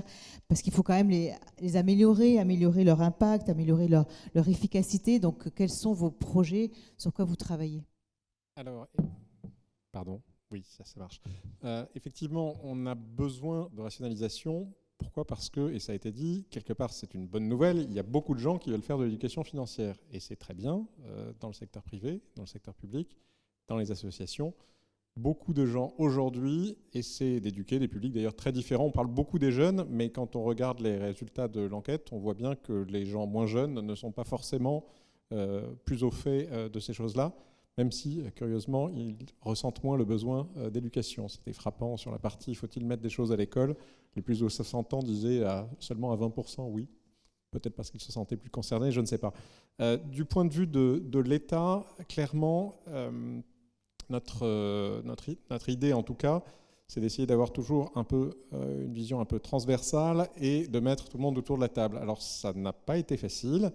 Il y avait quelque chose qui s'appelait le comité stratégique éducation financière. Sa dernière édition remonte à 6 ans, donc inutile de dire qu'on pataugeait un peu. Ça fait déjà quelques temps qu'on Ça fait un peu loin quand même. Hein, ça fait un peu loin, donc ça fait un petit peu longtemps qu'on essayait de le remettre sur les pieds. Malheureusement, il devait avoir lieu quelque chose comme juillet 2024, si vous voyez ce que je veux dire. Donc ça a été un peu bousculé. Ça a été un peu bousculé, ça a été reporté. La très bonne nouvelle, c'est que le fameux comité se réunit lundi prochain. Donc bonne nouvelle, on a enfin réussi à remettre tout le monde autour de la table.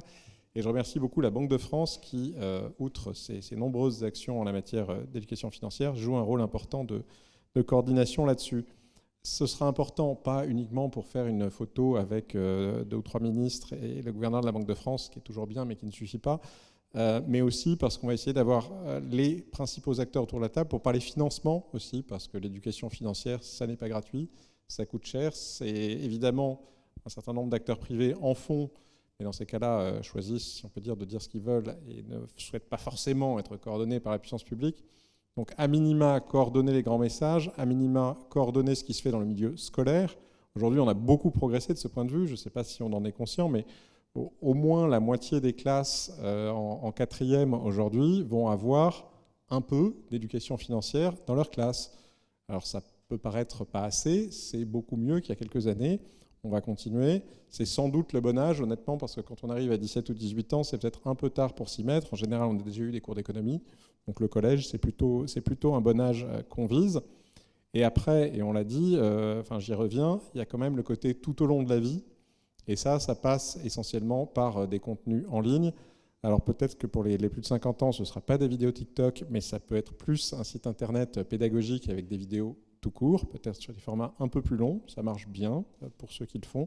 Donc là encore, c'est mobiliser tous les moyens qu'on a et puis essayer de les utiliser à meilleur escient.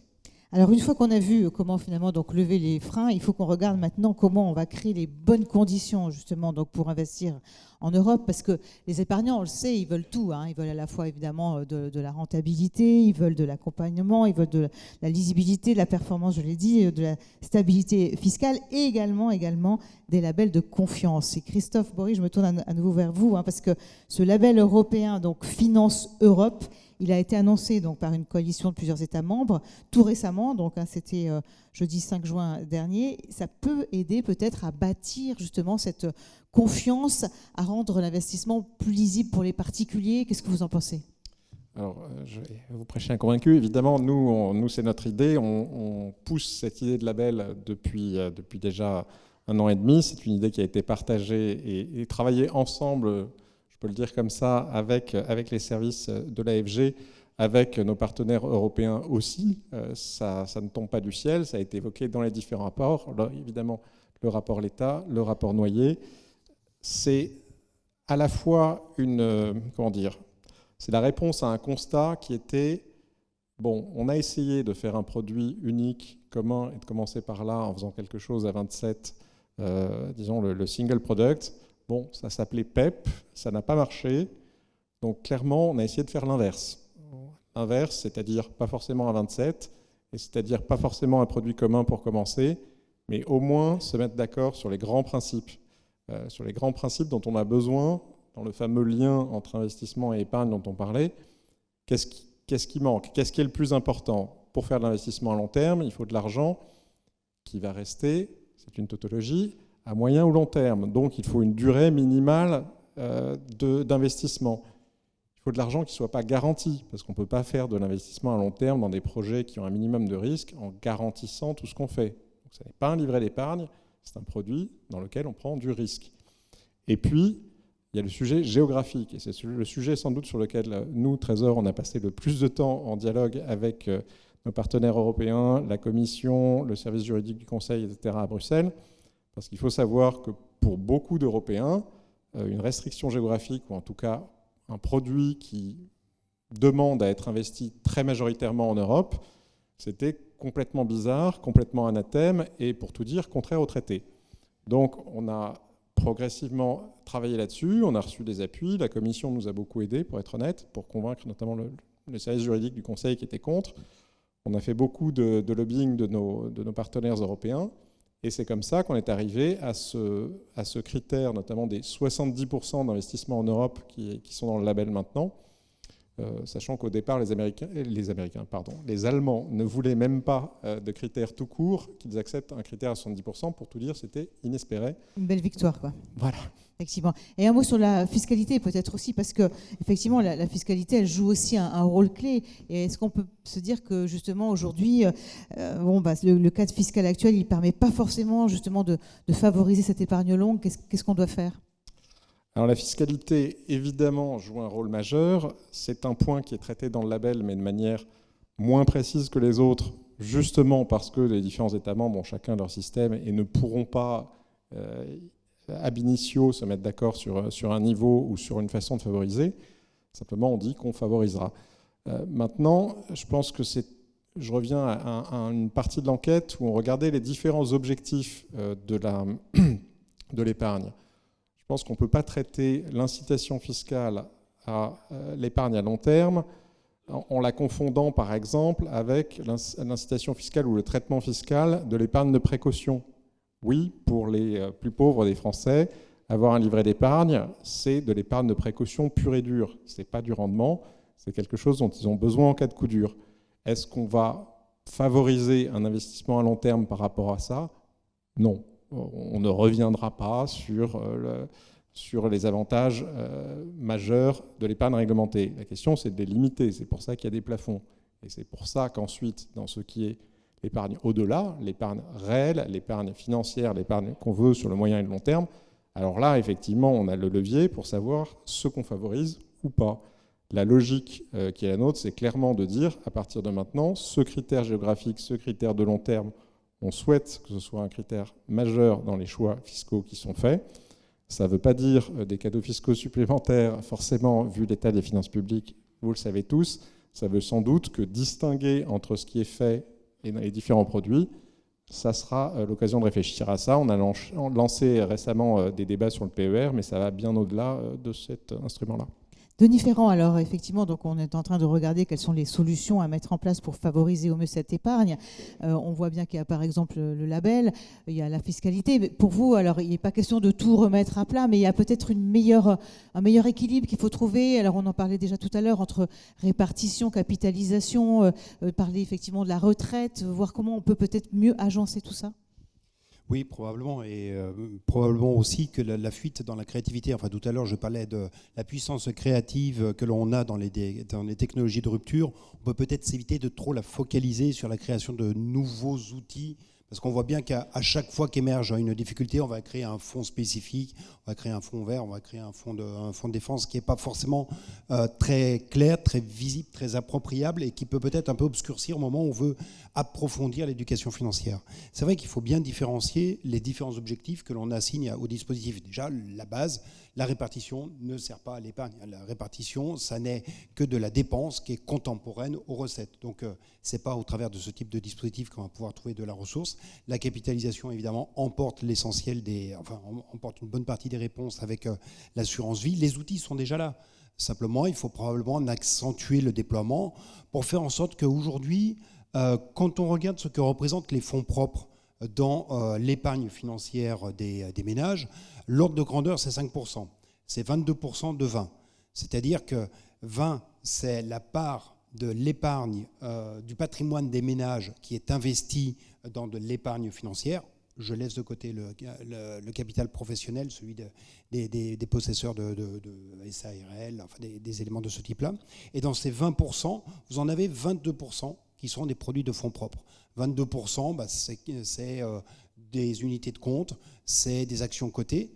La question, c'est que là-dedans, on a une orientation qui est principalement à destination d'entreprises qui sont déjà constituées, ou quand c'est des produits en UC, ça peut être aussi des ETF, et ça ne s'investit pas ici. Donc effectivement, il y a probablement à faire une discrimination qui soit beaucoup plus importante. Il y a déjà un peu d'appétence pour les fonds propres, ça peut se renforcer, mais il y a aussi à orienter beaucoup plus clairement au travers des initiatives du type de celle qu'a évoqué Christophe, qui semble tout à fait pertinente. Mais surtout, évitons de créer des nouveaux machins qui complexifient les choses au lieu de les simplifier. Peut-être un mot sur les PER. Les PER servent beaucoup, en fait c'est une défiscalisation à l'entrée. Il n'y a pas de défiscalisation à la sortie. Et en particulier, quand vous êtes un ménage moyen, où il ne faut pas oublier que 50% des ménages ne payent pas d'impôts, l'incitation à prendre un PER pour quelqu'un qui ne paye pas d'impôts à l'entrée est peut-être assez faible. Donc il y a aussi à réfléchir à des outils, là pour le coup, qui sont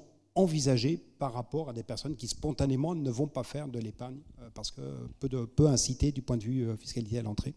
Catherine, Julien Ibel, on a envie de vous entendre justement sur cette question, parce que vous allez publier bientôt votre premier rapport donc, de l'Observatoire des produits d'épargne financière. Alors, qu'est-ce que vous préconisez? Quels sont finalement les leviers concrets qu'on peut mettre en place pour justement mieux encourager ces produits, encourager l'accompagnement, qu'il soit finalement un accompagnement de meilleure qualité? Alors effectivement, le législateur a confié une mission nouvelle et structurante au comité consultatif des secteurs financiers, qui est de suivre l'évolution des frais et des performances des produits d'épargne financière. Et pour répondre à cet objectif, on a construit un observatoire des produits d'épargne financière qui va rendre public son premier rapport début juillet. On l'attend avec impatience. Exactement, je fais du teasing. Cet observatoire a une vocation clairement pédagogique, donc je crois qu'on rejoint un peu la thématique déjà de l'éducation financière, puisqu'il peut proposer un panorama large et structuré de l'épargne financière en France à travers une analyse rigoureuse et accessible.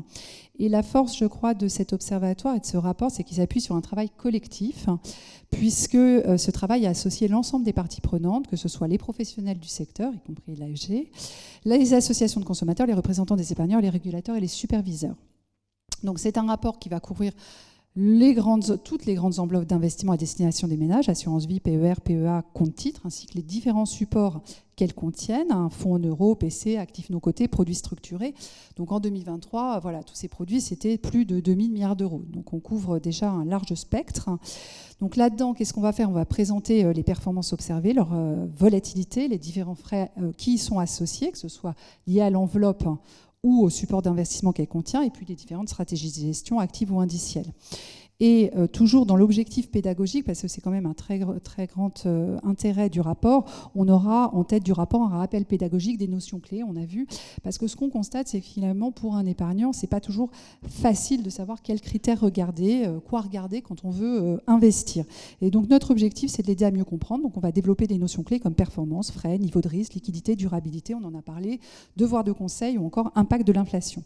Et finalement, alors il y a beaucoup de messages qui se dégagent du rapport, je ne vais pas déjà le développer, mais l'un des messages qui se dégage et qui rejoint le thème de la table ronde, c'est que sur le long terme, les actions demeurent la classe d'actifs la plus performante. Et donc, investir, c'est accepter un certain niveau de risque, mais avec une stratégie de diversification adaptée et un horizon de placement suffisamment long, il est possible d'obtenir des opportunités de gain tout en limitant les risques. Donc, je crois qu'on rejoint le thème de la table ronde. C'est ça. Donc, les actions à long terme, c'est vraiment toujours gagnant. Bon, évidemment, il y a parfois des petites turbulences ou des grosses turbulences. Les objectifs de chaque, bien entendu, épargnant. Notre objectif mais sur le long terme. Mais voilà, sur le long terme, donc on a beaucoup de précautions, mais en tout cas, c'est un message pédagogique qu'on essaie de passer dans le rapport pour... voilà. C'est pas intuitif, effectivement. Denis, juste un mot rapidement, parce que je voudrais passer la parole à Mirella. Juste un chiffre pour compléter ce point.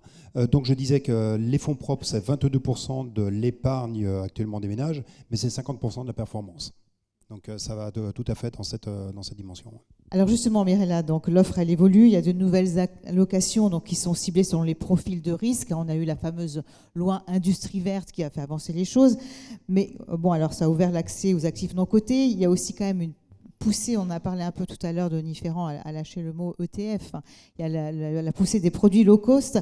Quel équilibre finalement il faut mettre en place à la fois donc, pour répondre aux objectifs finalement de diversification et puis en même temps d'accessibilité. Donc il faut arriver à trouver le juste équilibre entre les deux. Tout à fait, et je pense qu'aujourd'hui, on doit quand même saluer un certain nombre de succès des produits qui existent déjà, qui sont bien plébiscités par le marché. Vous avez parlé du plan d'épargne retraite individuel ou collectif qui ont connu des gros succès pendant l'année 2024, par exemple 14%, 15% de croissance des encours sur ces produits-là. Donc, on est tout à fait tous d'accord de dire qu'aujourd'hui, en termes de produits, on en a beaucoup de choses. Évidemment, on fait une grande campagne. J'étais contente de voir que là, dans ce que vous dites, on parle de performance, de risque, de rendement et de frais, parce que là, dans la première partie, vous avez commencé par dire, on va expliquer les niveaux de frais. Les frais, c'est important, mais il faut regarder bien au-delà de ça, et notamment pas forcément opposer les ETF à la gestion d'actifs, à la gestion active. Je veux donner 2 chiffres, et je mets mes lunettes parce qu'il fait tellement chaud que je vais raconter plein de zéros à côté. Donc juste, je lis 2014. Quand on regarde l'allocation géographique des investissements en actions des portefeuilles des épargnants, alors c'est en Europe, c'était plus de 60%. 2014. 2024, l'allocation en actions des portefeuilles des épargnants en Europe, 23%. Et donc, on voit bien ici quelque chose qui s'est passé sur la durée. Peut-être qu'une des causes qui ont mené à ça, c'est aussi tout ce débat autour de il faut faire des produits simples qui reproduisent les indices. J'entendais tout à l'heure les discussions que vous disiez, oh là là, on ne veut pas 70% d'Europe. Du coup, vous avez travaillé pour obtenir et arracher aux Allemands ça.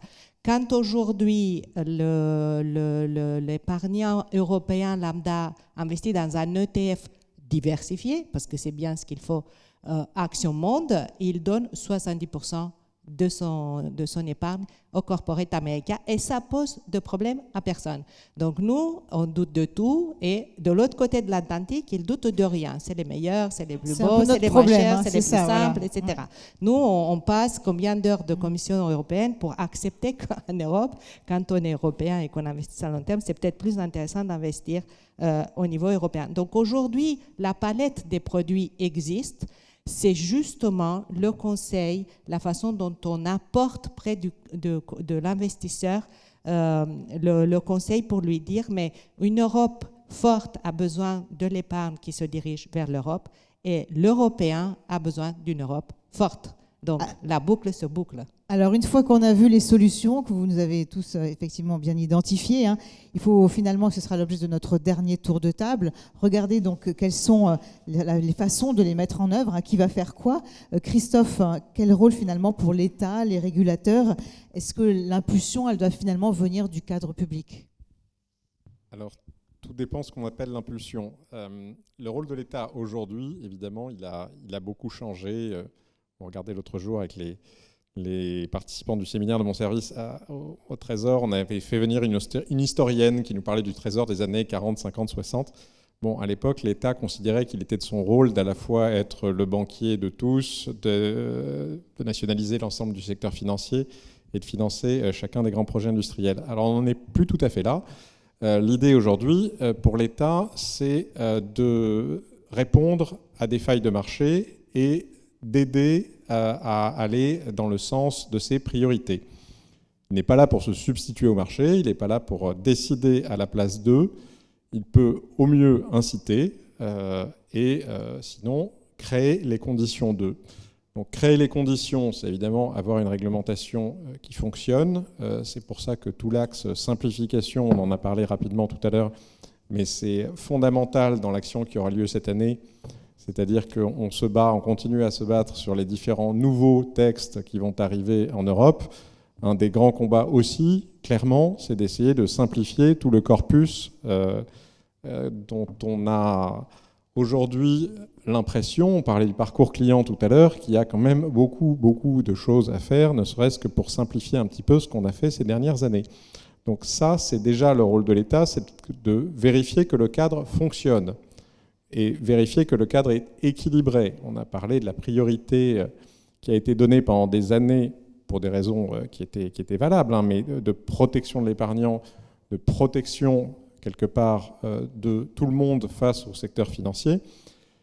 On est peut-être allé un petit peu loin. Aujourd'hui, on souhaite rééquilibrer cela. Ça ne veut pas dire qu'on doit revenir à un temps où plus rien n'est régulé, etc.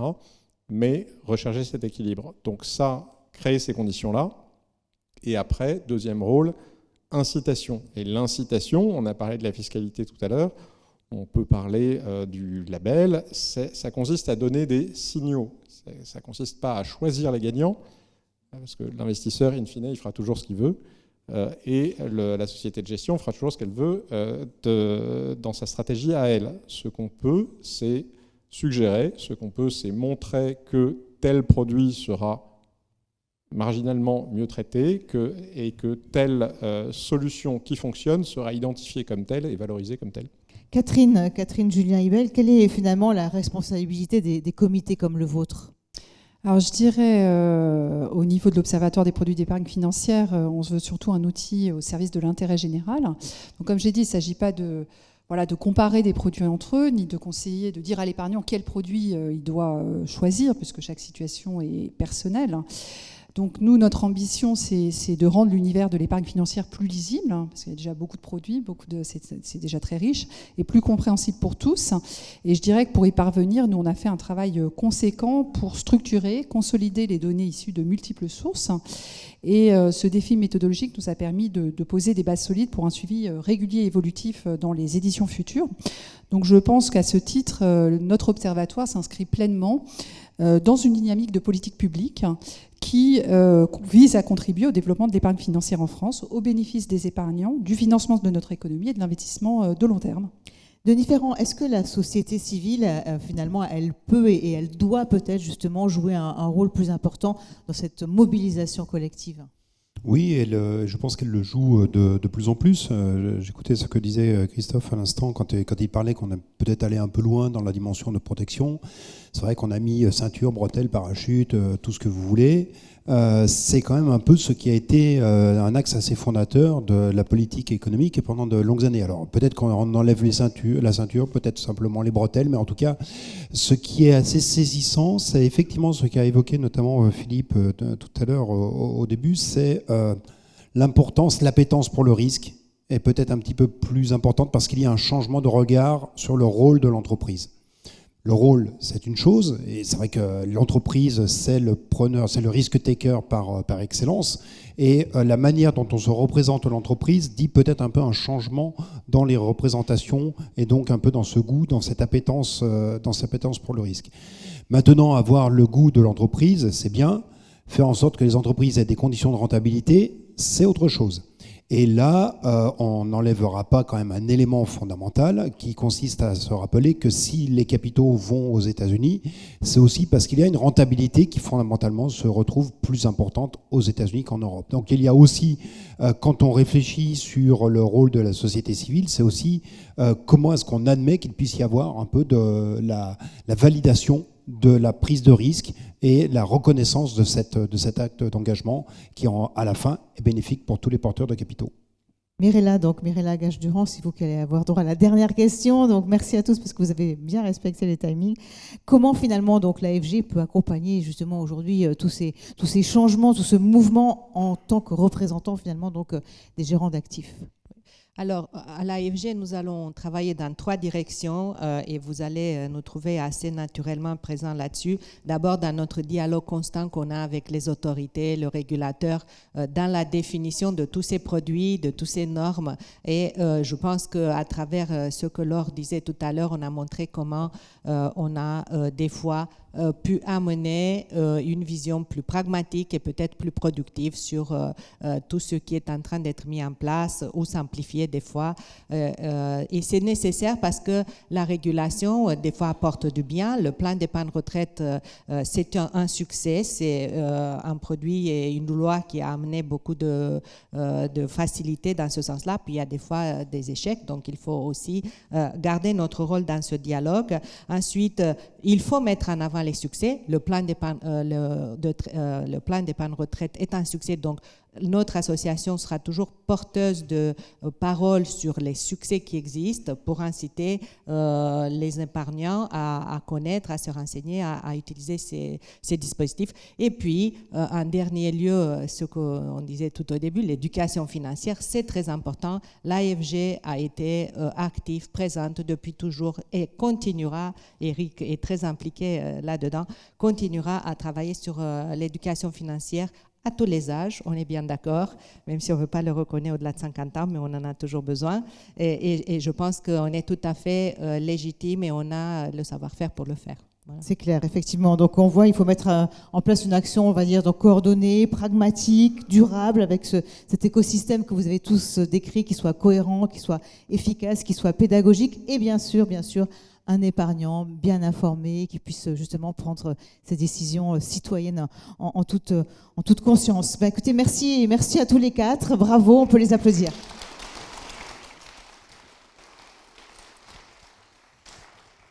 Et vous êtes tous invités maintenant donc à prendre un verre dehors, bien mérité, je pense. Peut-être qu'il fera un peu plus frais. Voilà, merci beaucoup. Bonne fin de journée, bonne soirée.